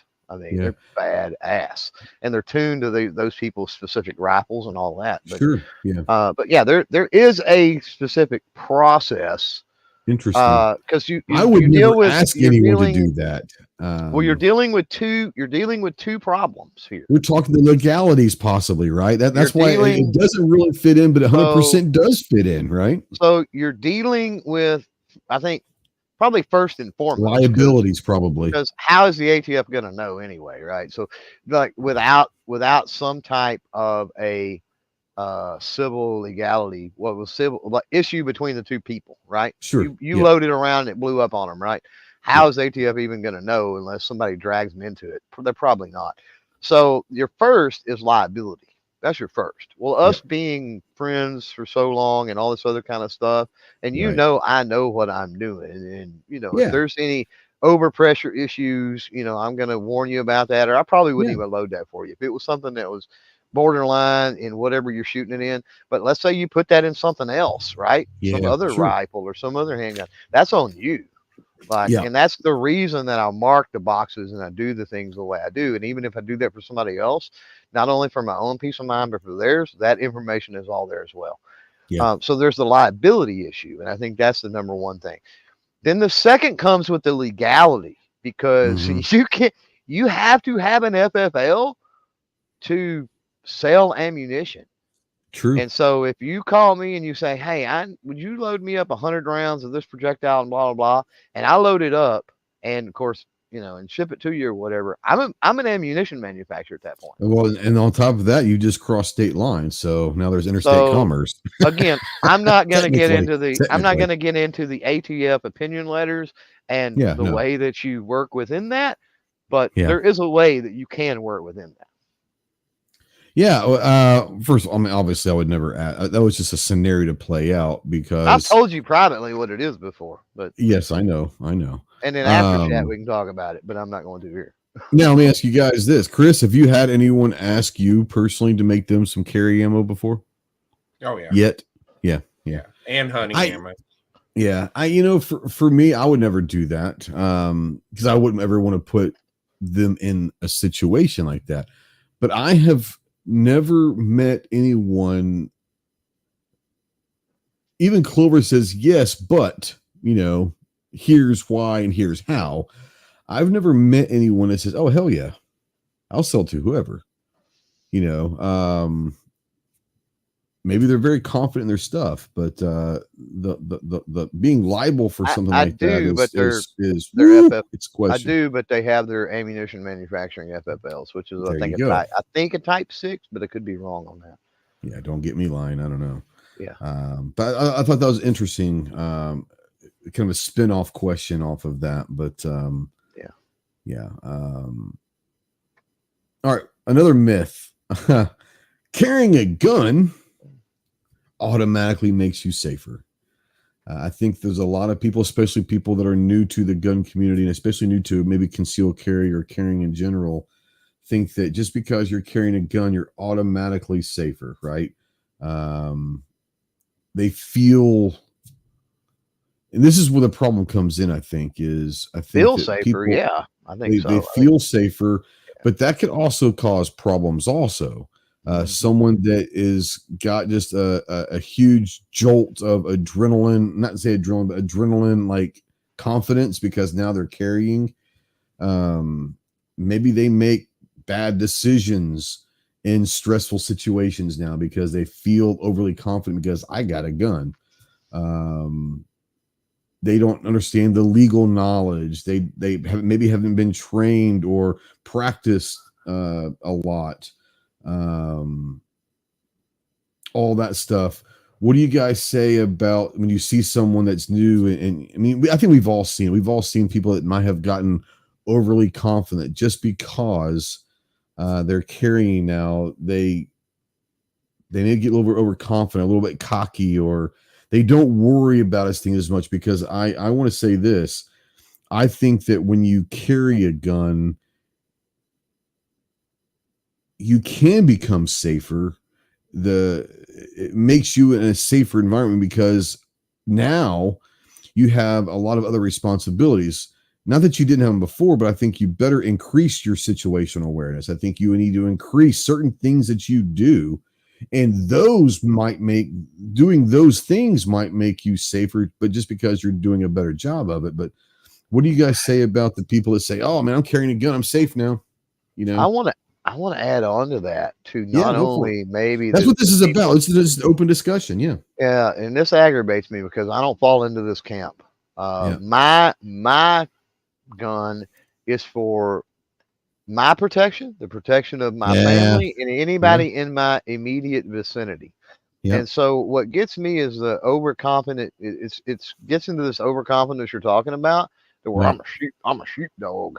I'm going to run to the front of the big, huge warehouse store. I'm going to go save everybody. I'm going to be the hero. Fuck that. Yeah. Like those people worry me. That's an overconfident thing that worries me. Like you're going to get yourself and other people potentially into more trouble than if you just do what you've got to do to protect you and yours. I've said this in one of the first few of these podcasts. I think it was when you were sick and you weren't able to come on. I think Chris, you probably remember this, but I said, look, my first priority is if I'm with a family member is to get them to safety. And if that means getting them out of the building and gone without me pulling my gun, that's my first priority is getting my family safe. Now, once I've got them out of the building or in a safe place and I know that they're going to be okay, if I choose to go back into that situation, that's one thing. But my first priority is not to worry about saving everybody else's life. It's not there to try to be the hero and take that kill shot. My first priority is, if I'm with family, is to get them to safety. Yeah, but if you leave them to go re-engage or do something else, you don't know what's going on where they're at because you just fucking left them. No, I'm saying if I put them in a car and say, go, get out of here, go home, I'll worry about getting home later, and choose to go back in, that's one thing. But once again, my whole priority is not to be the my priority is not to be the hero, to take the kill shot and to protect that 2,000 people in Walmart. Yeah. My priority is protecting my family. And but they would have safe. to be, and that's my point. They would have to be completely gone. I'm agreeing with you, yes. So shots are fired. Yep. You and your family, you hit the back door automotive center, right? Yep. But if you're parked at the front, what fucking good does that do, right? And so there's not a car. What are the building? Odds? But let's just say you parked, sake of argument, let's say you parked in the automotive back there, right? Or in that area. Sure. Yeah. You hit the back door, you get your family in the car, your family leaves Walmart, and you go back in. Okay, cool. They're completely gone. They're headed the opposite direction. Great. My thing is, you get them out the back door and you get them behind a dumpster behind Walmart. You get them maybe in the car, but they don't leave because they don't want to leave without you, right? And you go back in. They're still on the premises with an active shooter, and you don't know what's happening or going on, right? So they're still technically in danger if you're not there to defend them. Oh, I wouldn't go back into that situation. Right, exactly. So the only maybe for me would be maybe get them into some type of a secured location, and not only them, but maybe others as well, and then set up a defensive point at that location, right? Like that would be like the only play I can see where I'm protecting other people might be that situation. Like let's just say in like the battery room or something in the automotive center or something, right? And I'm at the door. Or in a deep freezer in the frozen food, which is that those heavy refrigerators are really thick. Maybe that's bulletproof, or at least, but then again, do you want your family chilling in a chiller? That might not be safe for them either. Well, you could hang out back there probably for a little while, probably long enough to until someone else gets there. And let's be honest, it's probably over pretty quickly, right? Let's just be honest. Like a freezer, probably not, but where like the milk and the eggs and shit are at, I mean, you could stand that for quite a while. Yeah. Probably. And especially, I mean, if you're ushering other bystanders or stuff too, I mean, you talk about body heat and other things, so it wouldn't be the end of the world. But, depending on the situation, maybe setting a defensive position or something like that, maybe. But I ain't going back, period. I ain't going back. Yeah. Chris, what about you? Yeah, I'm with Clover on that. I don't think I'm going back. I just want to get my wife, my son, whoever's with me, get them out of harm's way, and I gotta go that route. And I think back to what you were saying about feeling safe. Mm-hmm. I don't think when I started carrying, I think you're kind of. You look at the world differently. There might have been things that I might have got like there's things that I probably in my younger days would have maybe been more of an aggressor of a situation where without your gun, right? Like, you're talking about? Yeah, like now if a car pulls out in front of me and they're totally in the wrong and I'm locking up my brakes and everything, like I look at it differently now. Like 10 years ago, I might have went after that guy, but now it's like, hey, you got a gun on you. Maybe let's let it be a little more responsible here, and not just that, but there's something about even beyond, I think, the carry. When you become a firearm owner and you become, a part of the community and you enjoy firearms and shooting sports, and like I don't want to do anything stupid that might strip me of my rights to be able to exercise and practice and enjoy that either, right? So it keeps me from doing a lot of stupid shit that back in my younger days I'm surprised I got away with, and we're talking about legalities here a little bit in couple different myths and questions. here's the funny thing is you hear this a lot in the community, and I'm 100% guilty of saying it. But it's true. I think the vast majority of people in our community are law-abiding, good American people, right? And we try to be law-abiding. Well, all of the people in our community are law-abiding. Otherwise, they would not be in our community. We don't handle. I mean, we don't have. Well, there's ways of being non-law-abiding that doesn't make you felons. Well, non-compliance is different than. Well, I mean, there's different things that people. Everybody breaks laws. Breaks laws, but I think the whole thing about the law abiding, I think everyone tries to be a good person, right? And I think a lot of that is because we do feel that extra responsibility because we are carrying to be responsible, right? To be law abiding. Because here's the thing: if you're going to go out and be stupid and break laws, then you're exactly who the other side wants. They want to be able to say, well, look at this guy, he's out there breaking all sorts of laws. How can he say he's a law-abiding, most of the gun people say they're law-abiding citizens. Well, you got these people out there doing this. You're right. So I think all of us probably, and to some extent, not just buying the gun. I think we all, when we buy our first gun, there's something different. We think, okay, we got this. But when you start carrying, you're taking that responsibility. It's a whole another level of responsibility, right? Mm-hmm. And I think that most of people that take concealed carry seriously and do it for the right reasons do feel that responsibility. They do want to make sure that they're making better decisions. Man, Now, I will say this. Sometimes it's better to just get into a fist fight, and sometimes that means getting your ass kicked than drawing your weapon, right? Just because you have a gun doesn't mean you should draw a gun.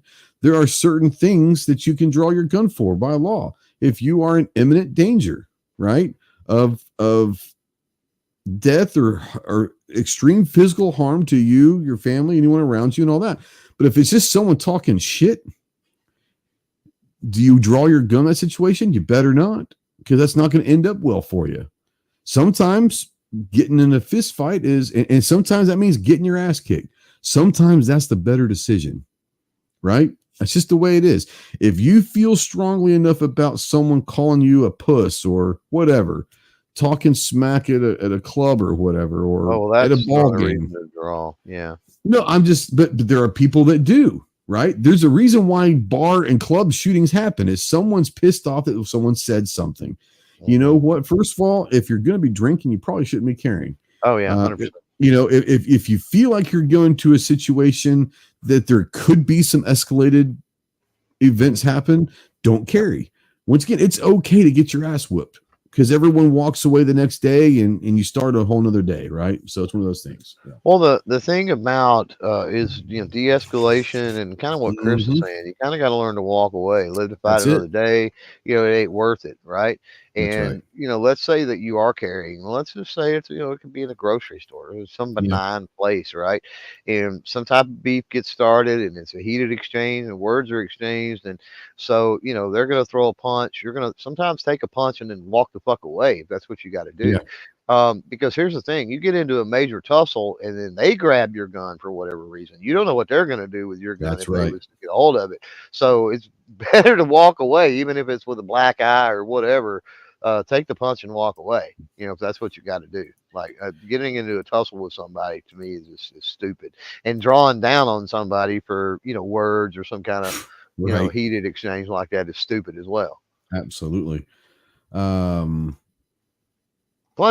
file charges on them once you walk away. Walk away, go to the police department and say, "Hey, this fucker in the middle of Walmart punched me in the face."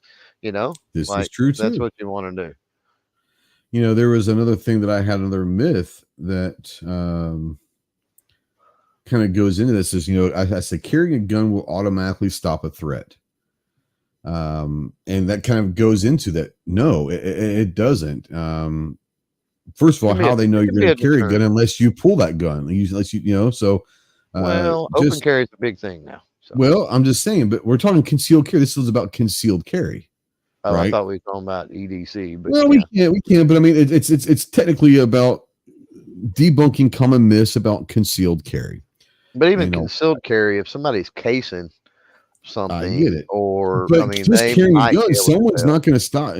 It's not going to stop every threat just because you're carrying. Is if they're stupid enough or crazy enough or determined enough, whatever you want to call it, to do something, they're going to do it regardless of who's carrying, right? Yeah. So, but you're talking about de-escalating and on all of that. That's de-escalation is something that I think doesn't get discussed enough, right? But it takes more. How do I put this? Guts and courage to de-escalate a situation than to escalate a situation, right? Well, and situational awareness. 100%. Right? That needs to be ramped up too. But I mean, we know for a fact, I mean, you can't even argue it with the amount of data and research and reports that are out there that criminals, if they see any type of resistance, are moving on. Like, now, unadulterated evil, but those types of things, like, yes, I mean, when you talk about these, mass murder events, or whatever, they do a little bit of homework, like, okay, they target a school that's not hardened, right? Or, something like that. Or we know they target gun-free zones, for example, that sort of thing. But they don't case places typically, like, your armed robberies and, a lot of the things like that. I've seen it repeatedly. Like, I've talked about it before. So my store was in a little strip mall. And like, there would be issues where we would come to work. I would show up like one morning and there would be like eggs, paintball, whatever on all the windows of all the stores but mine. Oh yeah. And I was actively open carrying. People come in and out, obviously, of my shop with guns all the time to show me a gun or whatever it was. People seen guns in and out of my store all the time. And it was a computer shop. It wasn't a store, a gun store. And like, never, like, explain why. Like, I don't know why. And the other thing is the convenience store, which was on one end of this strip mall. There was a little convenience store. It was never robbed while we were open. Never. And it got robbed multiple times a year. It was never robbed when my store was open. Ever. So they knew better. They knew that at any given time, me or one of my employees or whatever, which all are into guns and carry, could be in that fucking store. Yep. Exactly. I got another one. This is one that I hear all the time, and it's obviously for new carriers. And I think I will say I was never, okay, I should say this. I'll never say that I wasn't worried about it as a new person, new to carrying person. But it never consumed me. It never overwhelmed my thought process. I wasn't worried about it. I thought about it, but I never let it really drive any decisions that I made. But there are a lot of people out there who will say, man, everyone's going to know that I'm carrying, whether it's printing or whatever the case, wearing too tight of clothes, everyone's going to know that I'm carrying. That I heard that a lot. I hear that a lot, especially when I hear other people talking about it and all that. And I was like, well, first off, I don't care if they know that I'm carrying. Now, I'm not going to go out and openly say, hey, I'm carrying, and all that. But I don't care if they know that I'm carrying. But there are people that are worried about people knowing that they're carrying. Were you guys, when you first started, Chris, I'll start with you. When you first started carrying, did that ever really cross your mind that you didn't want anyone to know that you were carrying? Like, were you worried about people be able to see the printing or the outline of the gun or something like that? No, I never really worried about that. Yeah. But I don't know. In my area, though, it's not a weird thing to see somebody open carrying a gun or. I live in Arkansas. So, guns are even the liberals have guns here, right? So when I carry, concealed under a shirt or what? No, it didn't really. You never worried about it. It was weird at first, just having the feeling 100%. Of a new. That's it. That's what it was with me. But I never let it consume me. I never let it. play a factor in any decision that I made and all that. Clove, what about you? Did it ever like No. was that ever like a factor for you at all? Like, oh, I hope no one knows that I'm carrying, you know? No, not even a little. And I've got to this day, I've got a bad habit because I usually open carry like under a loose garment, right? Sure, yeah. And to this day, and I blame cop buddies for this because they do it all the time where they lean on their gun. You know what I'm talking about? Have you seen that? Where they lean on it? They have their arm like on it, on the grip. Yeah. I have picked that up. And I've have tried I done that before? I think I have.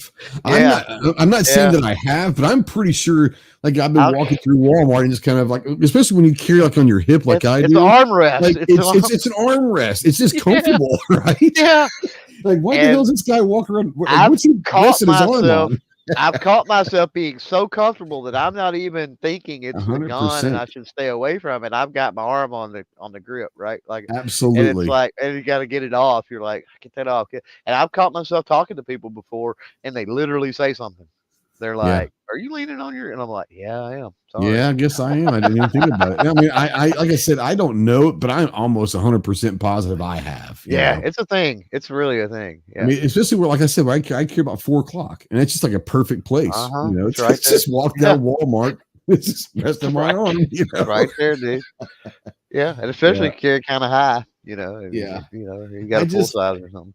I think that there's a lot of people, and once again, I think it comes with a lack of experience, lack of knowledge. Now, there might be some places that are very highly restrictive of getting your permit, right? The Californias, the New Yorks, the New Jerseys, the Chicagos of the world, that it's harder to get your permit, that maybe the thought process of, I don't want everyone to know that I'm carrying, might come into play. Where I live and where most of us in this chat live, that I don't see that being an issue. Now, I could see it being someone who, like I said, lack of experience, just kind of getting started in it, more uncomfortable. But I don't understand why people. Now, I on the flip side, I also don't want to be around that person that wants everyone to know that they're carrying. I don't want to be around that guy either, you know. So, well, you hit on a great point, right? Like a lot of my comfortability, what do you want to call it, is where I live. I mean, I literally have friends. I know people that have, dropped home intruders dead in their living room, and 30 minutes later they're going to bed. Like, you know what I mean? Like literally, like drop somebody, because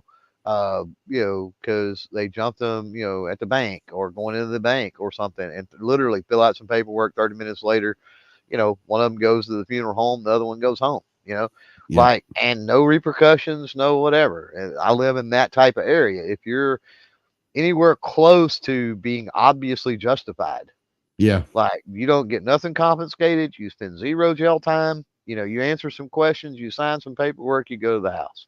It's pretty much that simple. So, around here, we've got it really easy. Now, in other places that have weird rules when it comes to carrying, and you may end up with liberal DAs or, or law enforcement or whatever. Like, I get it. I get the, being uneasy or whatever with carrying, but I've just been lucky. We don't have that.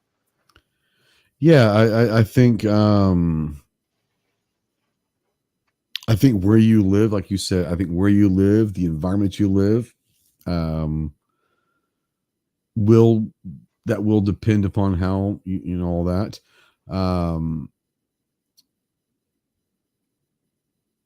I will say that for the people out there that's like, man, I don't want everyone to know that I'm carrying. Let's just be honest, okay? Whether or not you're living in a more restrictive or a very free environment wherever you live when it comes to carrying and handguns and all of that, I know that the paranoia might set in. I know that the self-consciousness might set in. I know that the lack of experience might kick in. But ask yourself this. Before you started carrying, right? How many times did you go to the grocery store or Walmart or the theater and looking at someone's hip, wondering if they were carrying a gun? No, I never. Probably never. So what makes you think that other people are doing that to you? Once again, it's a mental thing that you're going to have to get over, right? And it's not even, especially, and around here, quite often people have big knives. And damn mustache drive me nuts. Yeah, go ahead. People have big knives and things like that hanging off their belt, have for decades and whatever, around all my life around here anyway. Yeah. But especially in the big cell phone, pouch thingy, what I'm talking about, belt clip thing. That's not really a thing anymore. Now everybody just puts them in their pocket, but that was a thing for a long time. But once those became a thing, like people got used to things being big or sticking out or showing or whatever any freaking way. One thing I wanted to bring up though about open carry, if you are in a situation where you can open carry, I'm a big advocate of open carrying, if and when you can. I mean, if there's certain events that you're going sometimes to, it starts a great conversation.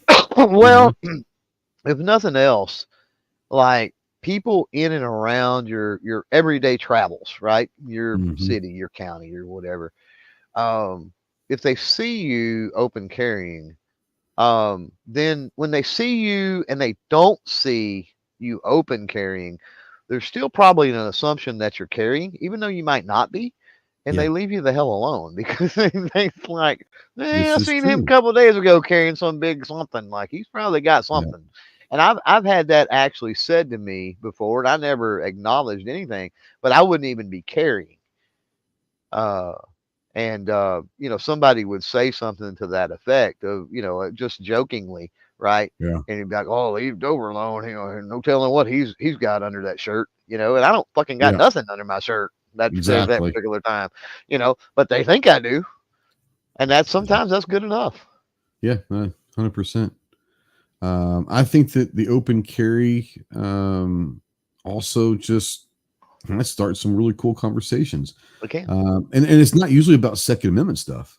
You know what I'm saying? It's not like, it's like, hey, what kind of gun is that? Or let me ask you guys this. Holster? You like that holster? I get that a lot. So let me ask you, I do too, but let me ask you guys this.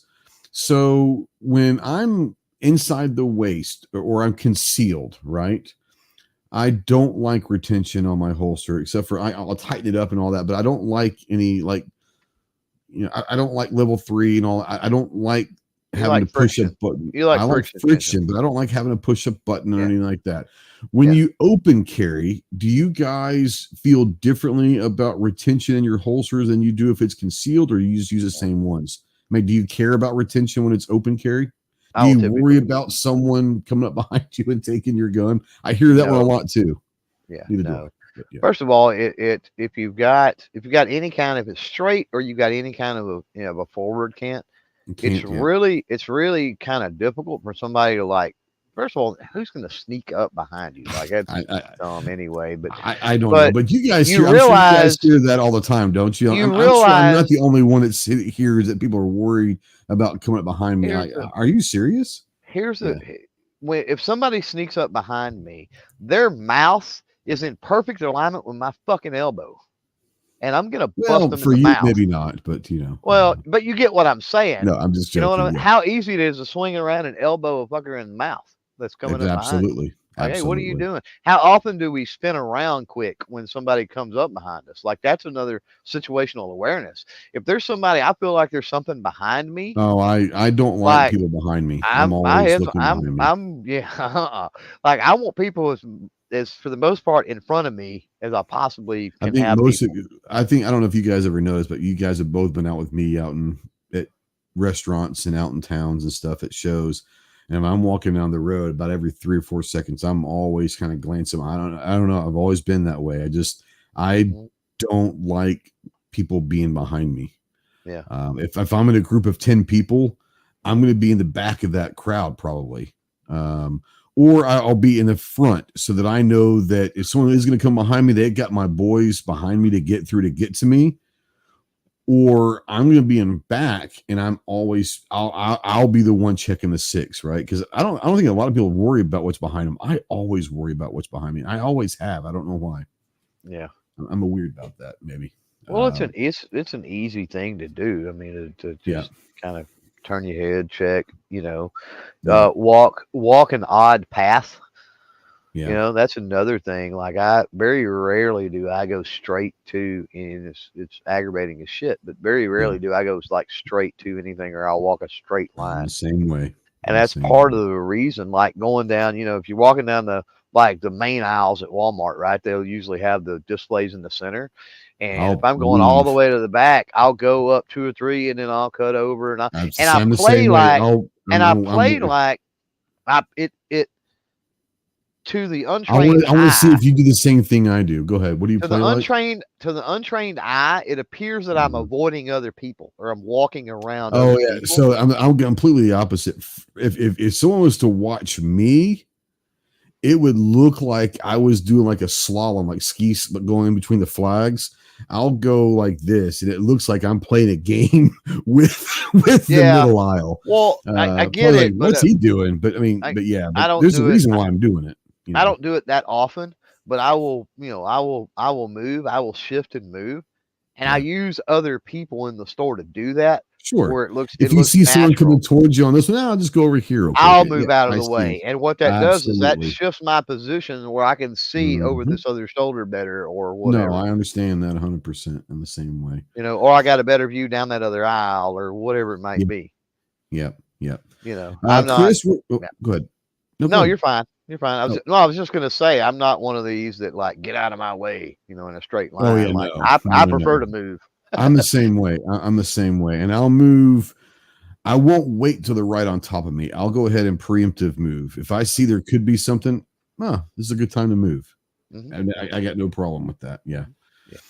Chris, when you are open carrying, do you like retention in your holsters, or what holsters are you using? You're using the same holsters that you would if it was covered up or not? Yeah, as long as I just enough retention that I don't have to worry about that thing. Like if I had to take off running or something real quick, it's not going to fall out. It's going to stay locked in. But no, I don't worry about somebody grabbing it.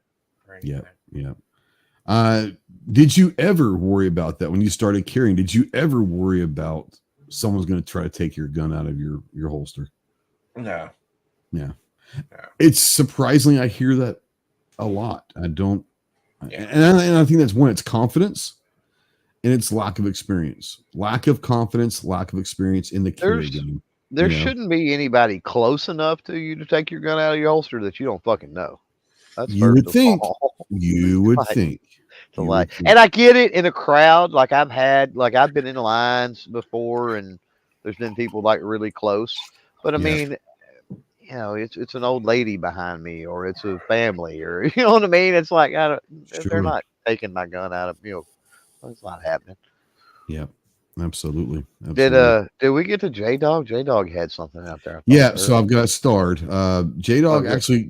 I don't remember J Dog being in here. I think he might be new. Fantastic, bro. Thanks for coming in. Hope you enjoyed the podcast. Great conversation you're having out there. He did have a question in a scenario. He said, and we covered this in a couple of podcasts ago, and we actually kind of touched on it this earlier in this show, in a way. But he says, say you're in a store waiting in line, and a guy runs in and points the gun at the clerk.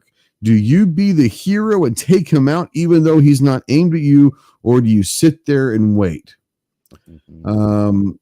We've talked about this before. Let's talk about it again. First of all, thanks for the question, J-Dog, and welcome to the dark side. I hope you stick around and all that. Chris, let's talk about this. We've had this discussion before. I think this was a couple weeks ago. We had the scenario podcast, right? And I think this is kind of one of those type scenarios we're talking about. And you're at a gas station or convenience store or whatever. I missed that one, I guess. Yeah. You were. I think that might have been when you were out on the road to TriggerCon, maybe. Maybe, yeah. And it turned into. All right, let's talk scenarios. And people out in the live chat were throwing out scenarios, which was awesome. It was awesome. You haven't watched someone go back and watch it. It was pretty cool. Well, you have to constantly be thinking about things like that. What would I do in this situation? What would I do in this situation? Constantly. Yeah. Well, since you're ready and you weren't here for that, I think I know what Chris is going to say because he was here. We had this kind of scenario.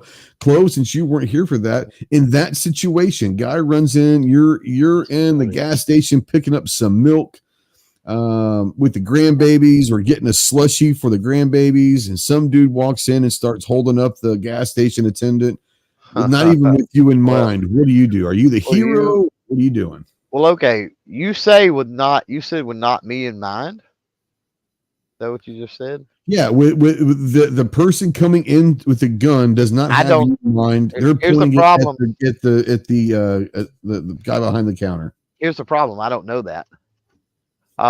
So number one, you threw a caveat at my grandbabies. That fucker's dead. Yeah. Like if you said just me. Okay. My answer may have been different. I understand that. So I'm not challenging you on this, saying you're flip-flopping, but earlier on in the podcast, you said, I'm getting my family the fuck out of there and I'm not going back in. Now you're saying I'm going to take that fucking shot. Yeah, but I'm in view. I'm in a confined space. I'm not at the back of Walmart and I just hear gunshots. That's fair. You see a guy come in. Absolutely. I wanted you to clarify that. Absolutely. And context does matter. So here's the thing. I'm standing there with my milk. He said I was in line. Take care, Scott. Thanks again for being a channel member, buddy. Thank you, Scott. I think his scenario said I was in line, which that means did it? I think so. It might have. Let's see here. Let me go find it again. He did say in line. Yeah, so that means I'm there. So if I'm in line and this dude comes through the door with a gun, he's dropped, dude. Yeah. Like comes through the door pulling a gun, he's dropped because I don't know that he's there to rob the place. Okay, I didn't see the waiting in line part. It changed it once again. That one little three words changes everything too, doesn't it? I don't know his intentions. He could be a whack job that just wanted to kill everybody in the store. This is true too. Like not happening on my watch. Not while I'm standing here. Nope. Yep. And especially not if my grandbabies are there. Like he's down. Absolutely. Period. Yep. Chris. Man, this is one of the this is the one, right? This is the worst case scenario that none of us ever want to be in, right? Yeah, and it's one of them ones I've thought about a lot, but it's like it's just money in the cash register. But you don't know that's the motive. But you don't know, and then you go back to you don't know. Now, if you're at the back of the store, Chris, right, and you're getting the milk out of the cooler, and you hear, motherfucker, give me money out of the register, then maybe I just stand back there and let him go do his thing, right? I mean, maybe. Right. But if he's just coming through the door drawing her, nope. Yeah. Yeah, I don't know. I really can't answer that question because I don't know. I guess it would be, I'd have to wait and see what I'm going to do when it happens. It's definitely because you don't know. You don't know if they're, you could probably say that they're just going to take the money and run. But then if you didn't do anything and they shot the cashier, then you're like, shit. Well, even if they, well, that's the thing. I mean, there's a case to be made that better them than you. And even if you're standing there and they shoot the cashier and then they run off, like you live to fight another day, like it's whatever, right? Maybe render aid to the cashier at that point. But the point is you don't know their intent. That's the thing. Yeah. I mean, if you've got distance and I hear pop, pop, pop, and I don't really know what's going on, I get the fuck out. I mean, whatever. Up there, find out later on the news what happened. But here's the thing. If I'm standing there, how often, like, okay, yeah, they could be robbing a place, but we hear about mass murdering events all the time in public spaces. We don't know that lunatic ain't coming in just to shoot the place up and get a body count and off himself. We don't know that. I'm sorry. Gee whiz, fuck. He says you clear your throat. When the bad guy looks over, you point the gun-free zone sign. They will need to leave. Beautiful. That's the most beautiful thing I've seen all night. Well played. Excuse me. This is a gun-free zone. You need to leave. Love it. I love it. Yeah, context, situations are going to change. If I'm waiting in line and some dude walks up right in front of me, like an idiot, first off, has his back to me probably as he's going to the front of the line to put the gun in the clerk's face. It's pretty simple to me. It's not because I want to be a hero. It's the fact, once again, all these factors come into play. Like Clover said, you don't know what his intent is. You don't know what happens next. Just because he's pulling a gun doesn't mean he's not going to shoot that clerk, which means at that point he might turn around and say no witnesses and start trying to shoot everybody. All this stuff comes into play. Yeah, or he's tweaking and doesn't know what he's doing. It has no idea what he's doing. Or she, right? It's like, who knows? Absolutely. They're already outside the norms of social behavior. Yeah, let's be honest. They've already broken the law in a major way, which means they have no care. They've already crossed that threshold. And so at this point, what do they have to lose of breaking other thresholds, right? And there is already sufficient reasoning to fear for your life or the life 100%. Of somebody else. So at that point, that's all the context does, because if you are in the back of that store, you may not have that fear of your life, right? But if you're waiting in line right there, then yes, you have a legitimate fear for your life, for imminent threat. Let's take the back of the store scenario real quick, and we'll modify this to I don't have grandbabies, but I'm getting the milk out of the. You're just at the gas station getting milk. Ding. I hear the door open. Ding. Yeah. Motherfucker, give me the cash. I'm probably gonna turn around. I'm probably gonna draw. Probably gonna have it at my side. I'm probably gonna put shelves in between me and him, right? Yep. And that's probably going to be I'm doing a little recon at that point. Gun drawn, but I'm doing a little recon. He fucking turns around with that gun the least little bit. Done. Yeah. He's on the floor. He's on the floor. He hits the door running. Get out of here. That's cool. But you turn around the least little bit. So another one. Don't shoot a man in the back. Bullshit. There are times that shooting a man in the back. Once again, you're second or third in line at a gas station trying to get a pack of smokes or whatever, and a dude jumps in front with a gun. He's got your back to you. I'm okay with taking that shot, right? I'm okay with taking that shot. Now, 100%. If a guy runs out of the gas station running away, that's not cool. I need an angle in the back, right? I need an angle where the clerk would not be directly on the other side. Yeah. You know what I mean? I'm going to be aware of, my even if you're in his 5 o'clock, you're still possibly shooting him in the back, right? Yeah.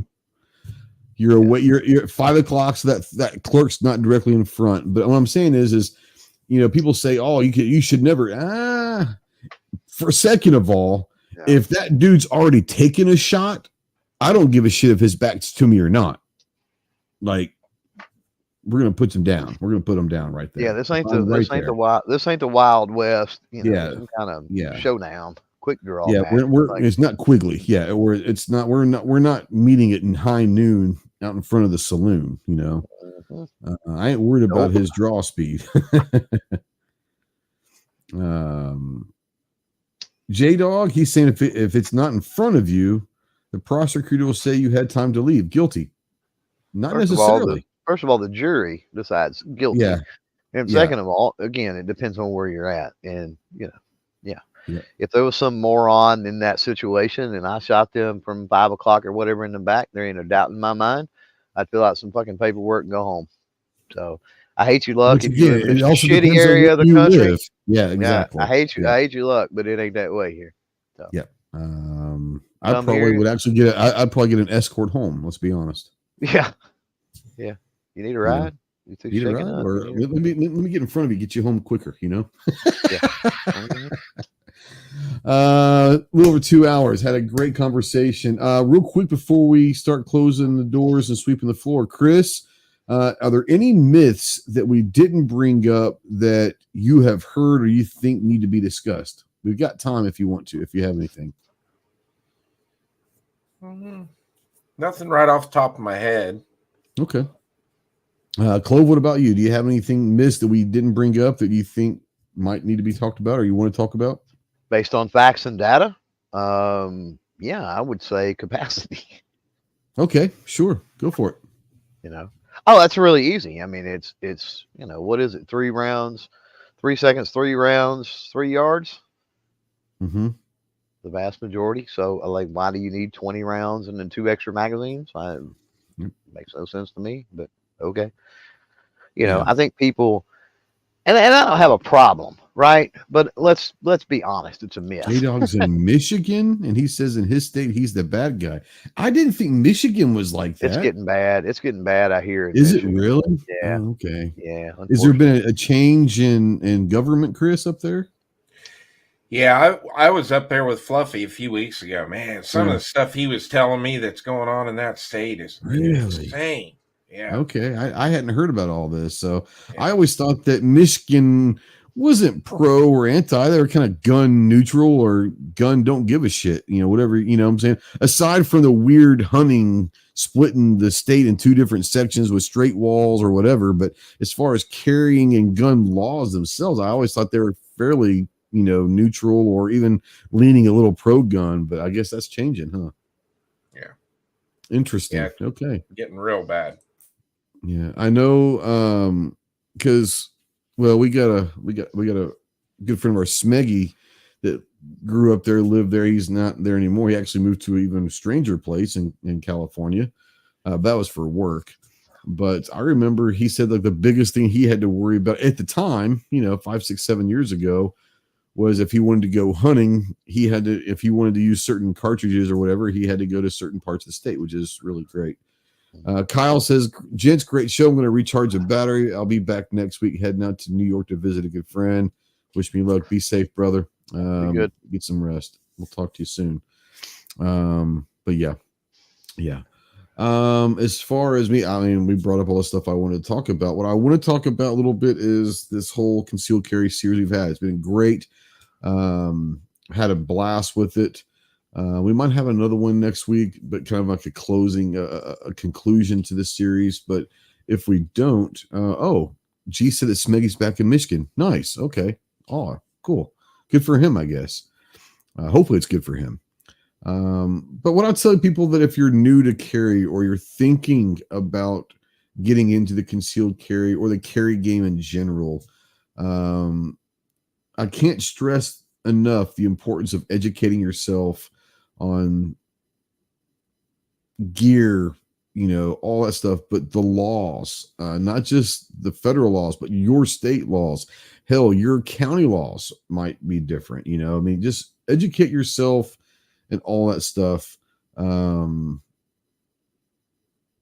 Decide what's going to work best for your lifestyle, whether it's what clothes you're going to wear.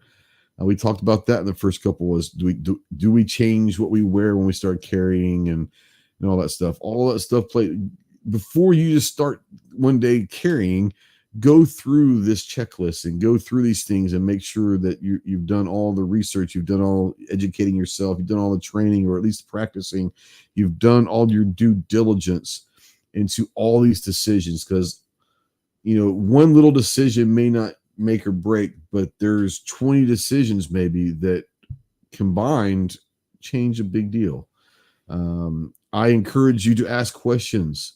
If you want to ask me, email me, contact me, put a comment in the comment section below, ask me a question. I'm sure Chris doesn't mind. I'm sure Clover doesn't mind. If you have people that that have been carrying for a while, I encourage you to ask as many questions as you can before you take this journey. Make sure it's right for you. I think that most people are, I'm not saying they don't want to ask questions. I think they feel like they're going to be laughed at and all that. I think that if you're ever going to ask questions about something and make sure that you've got all the answers, or at least the information for you to come up with your own answers. Yeah. Carrying a gun is one of those things that you might want to ask as many questions as you can, right? If you're new to something, like whether you're new to guns or you're just new to carry, even not new to guns, but just new to carry or even new to cars or anything. Sure. The problem that happens, I think, a lot of times is that people they're afraid because they don't know how to ask the question.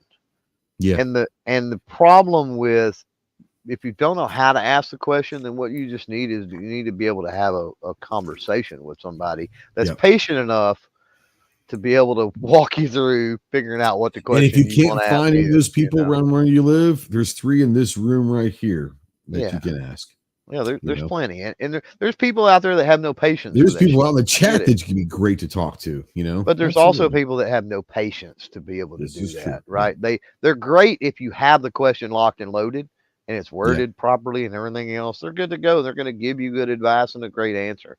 But it's much different to have somebody that can help you figure out what your question actually is. Yeah. 100%.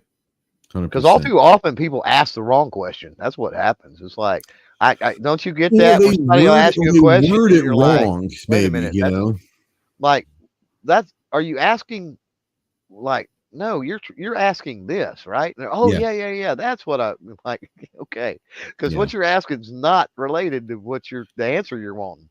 Yeah, asking the wrong question or putting it. Yeah, I mean, it ultimately comes down to asking the wrong question. But not knowing how to ask it right, or and I'm going to flip the script on this. If someone out there, if you've been carrying a lot, and someone comes up and asks you a question about carrying, try your hardest to be patient. Don't get mad at them because they may not have the nomenclature right, or they may not have the right words used. Do you carry an extra clip? Don't get mad at them because they say clip. Let's just get past all the petty bullshit. If someone's being vulnerable enough to come and ask you questions about carrying, like Clover said, have that patience. Try to, if you don't quite understand what they're trying to ask, they may not know the terminology, right? So try to sift through it and see if you can, hey, are you meaning this? And try to help them so they don't feel uncomfortable, right? Do everything you can to help them out. And I think the vast majority of people, at least the people that I know and surround myself, are more than happy to spend as much time and be as patient as you can. But I do know there are people that will like, it's not a clip, it's a magazine. Shut the fuck up and help them, Well, most of us, evident by 2 hours and 11 minutes here, and on they're this still podcast, here talking. Yeah, we like talking about this shit. So it's like, you're not bothering us. I can't tell you, like, it. That was one of the things with I think I told you at TriggerCon at Range Day, was wanting to get out of there at a certain time, but then you run into people and start having conversations, and then, next thing you know, you burn 30 minutes talking to somebody that you wasn't planning on talking to. Why? Because we like talking about this shit. Yeah, exactly. Yep.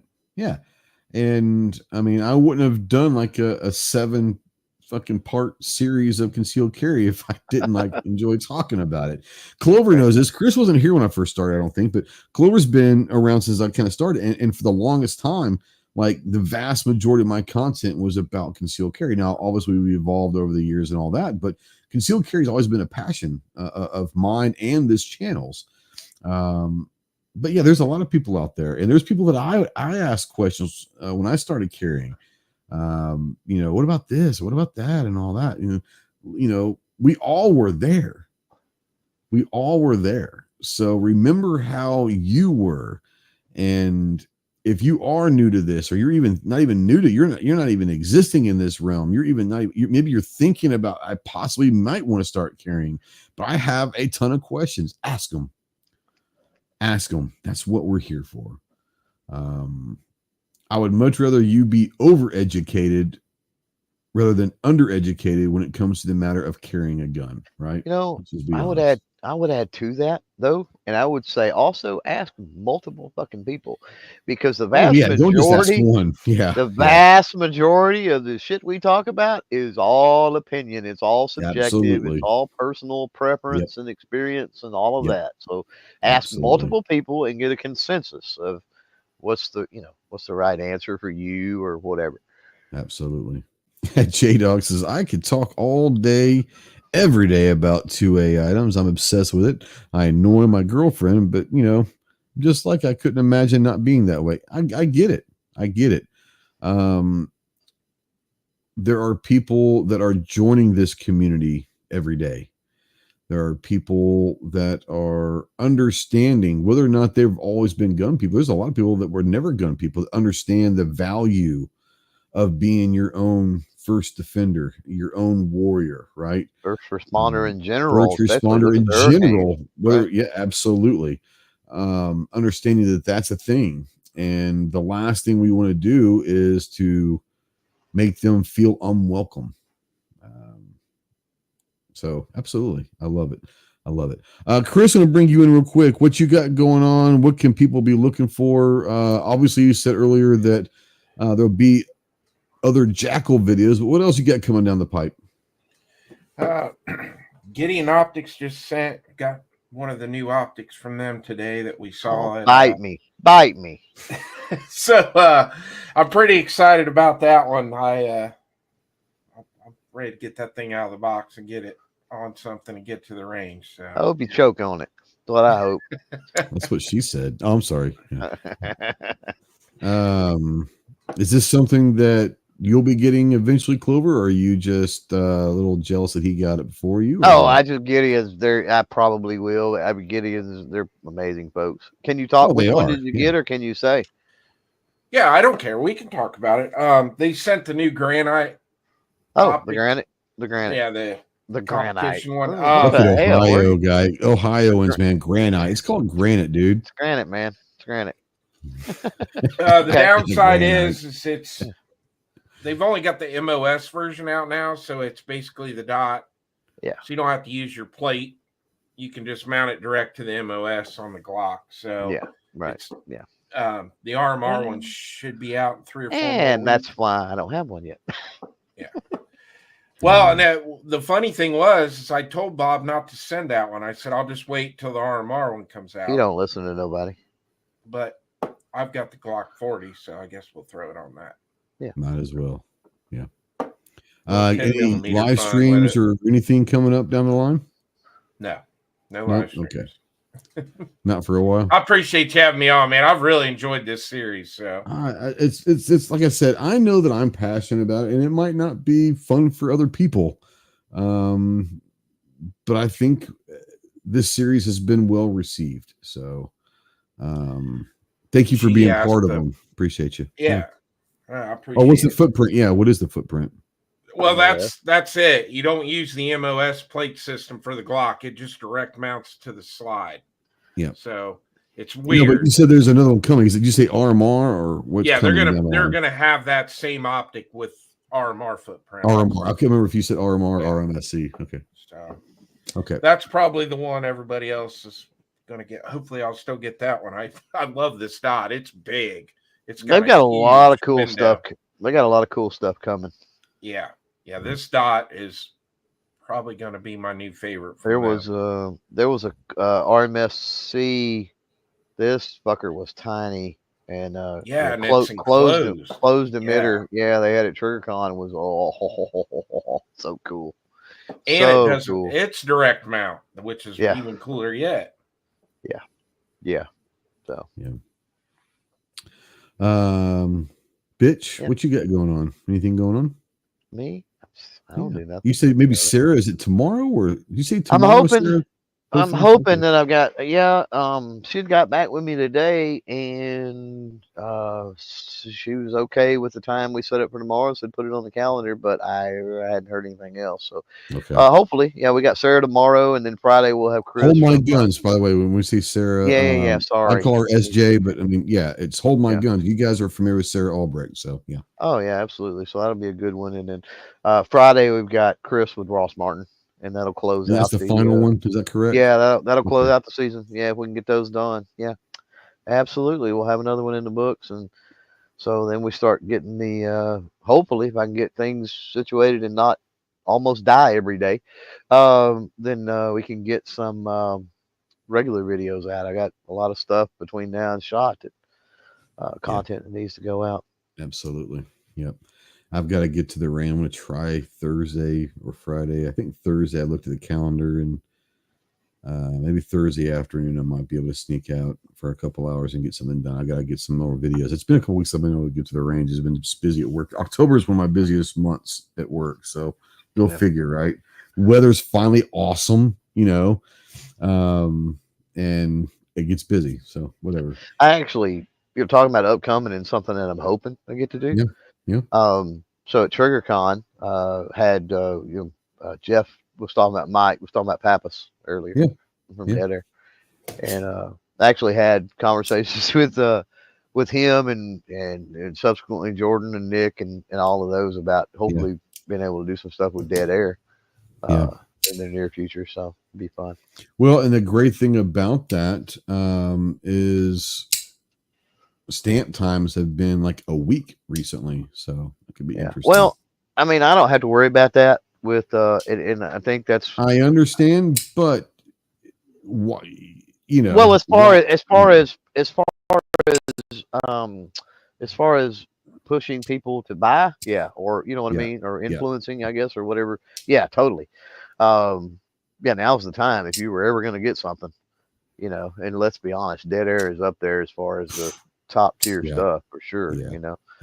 But for me, I'm one of the things I want to do is get some of their stuff in because I'm on the FFL, right? That I can I'm going to end up leaving most of it at the FFL anyway for demo so that we can actually sell, unlike making a video on YouTube and somebody maybe buying one is one thing, but actually having that at the gun shop is a game changer for absolutely. I mean, you talk about right there, get somebody to order one, Oh, absolutely. G23 says, Ghost, when are we getting the shotgun and driving range video? Probably never. Probably never. Now, would I be able to maybe take a golf ball to the shooting range and recreate something? That could probably happen. Probably won't be shooting a shotgun at the golf course. Just saying. What if you had a golf ball? What if you had one of those golf ball launchers?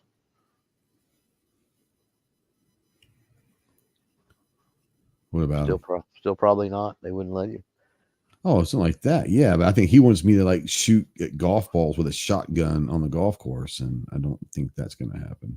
I think it'd be amazing for you to get on. What is the longest? Y'all got like a par 5 or something? Oh, yeah. I think about 600 yards, a little under 600 yards. That'd be a great long distance shot, wouldn't it?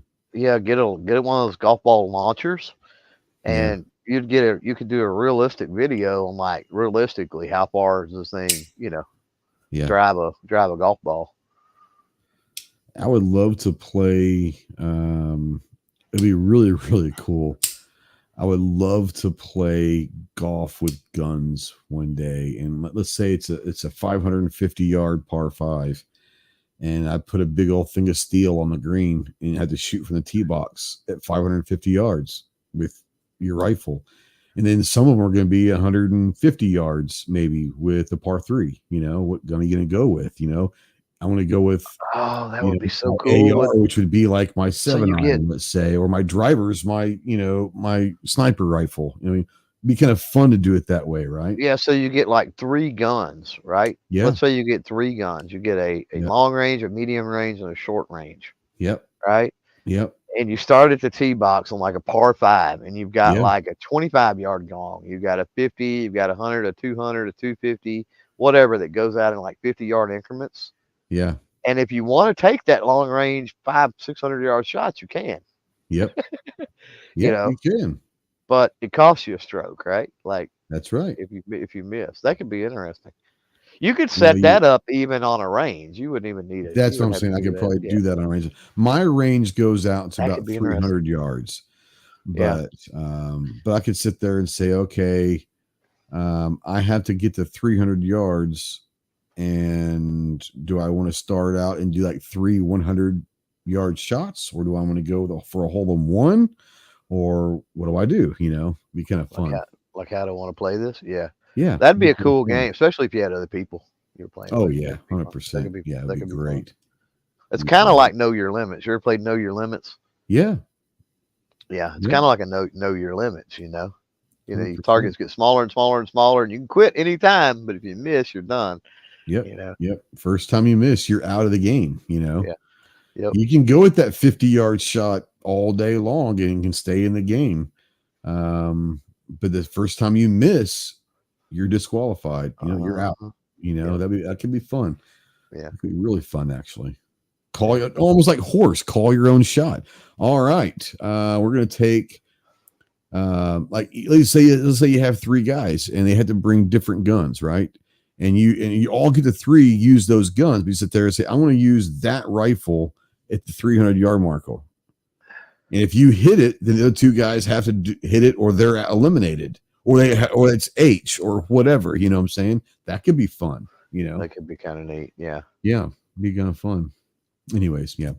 As far as us, we got some stuff coming along. What I do want to mention, guys, is if you're interested and if you ever wanted to go to SHOT Show, we put a video out last week that we're going to pick one lucky person to join us this January in Vegas at the world's largest gun industry event, SHOT Show 2025. You get to come with us. I'm not going to pay for you, but we're going to get you in where you probably can't get in. We're going to take you to range day, into SHOT Show, try to get you to some after-hour parties and all of that stuff. If you're interested in going to SHOT, there are some things you have to do. Go watch our video from last week. It'll explain what you have to do. And all of that. We are going to draw here in a couple weeks. I think 2 weeks from tonight, we're going to announce the winner of who we're going to take to SHOT Show with us. So if you're interested, hurry up, because you have to make a video yourself to explain why you deserve it. So go check out our video about taking someone a shot. And if you're interested, then do your thing. Once again, if you're watching this in replay or listening in podcast form, we do invite you to come every Tuesday night at 7 Central, 8 Eastern to the live recording. We do record in front of a live studio audience, as they used to say. We've got the Ghost Mafia is real, and they're really cool people. So like I said, if you're new to this thing and you're new to the community and you want to meet some really solid people, come on in. I've got some really great people that hang out in our chat. If you have any questions, feel free to ask me or Chris or Clover or anyone in this chat. Most of these people are more than happy to help you. Please do me a favor and go check out Anderson Manufacturing. Go check out Wilder Tactical. Make sure that you're contacting and getting help if needed through the suicide prevention line. Text TALK to 741-741. If you're a veteran, use a veteran crisis hotline, 1-800-273-8255. If you're interested in becoming a Marine, go see Marines.com. It'll tell you what you got to do, or ask me questions, whatever you want to do. Go check out Chris from the 740. Fantastic channel. He does a great job. One of the rising stars in the gun tuber sphere. He's on an amazing trajectory right now, but he's doing great work. Go check out Chris, and you can go check out Clover if you want. I don't know. I'm asking people to actually unsubscribe from me. So no. Might as well. Might as well, right? But yeah, just go check out Chris and Clover. Go check out our buddy Ginger over at Gun Owners of America and Fully Loaded Reviews. Go check out gear-report.com. Gear-report. Thanks for Jeff for coming on tonight. It's been a while. I can't wait to see Jeff in January. But gear- or hyphen or tack or whatever you want to call it, but gear-report.com. Clover and I both do some and have done some writing for years for them, but they're some of the best written reviewers in all of the gun industry. So go check them out as well. Anything else, guys? We got anything we bring up before we get out of here? Pull the plug, man. Pull the plug. All right, guys, get to the range. Be more proficient with your firearms. Enjoy the freedoms of being American, one of which is to keep and bear arms. We'll see you next week. Semper Fi.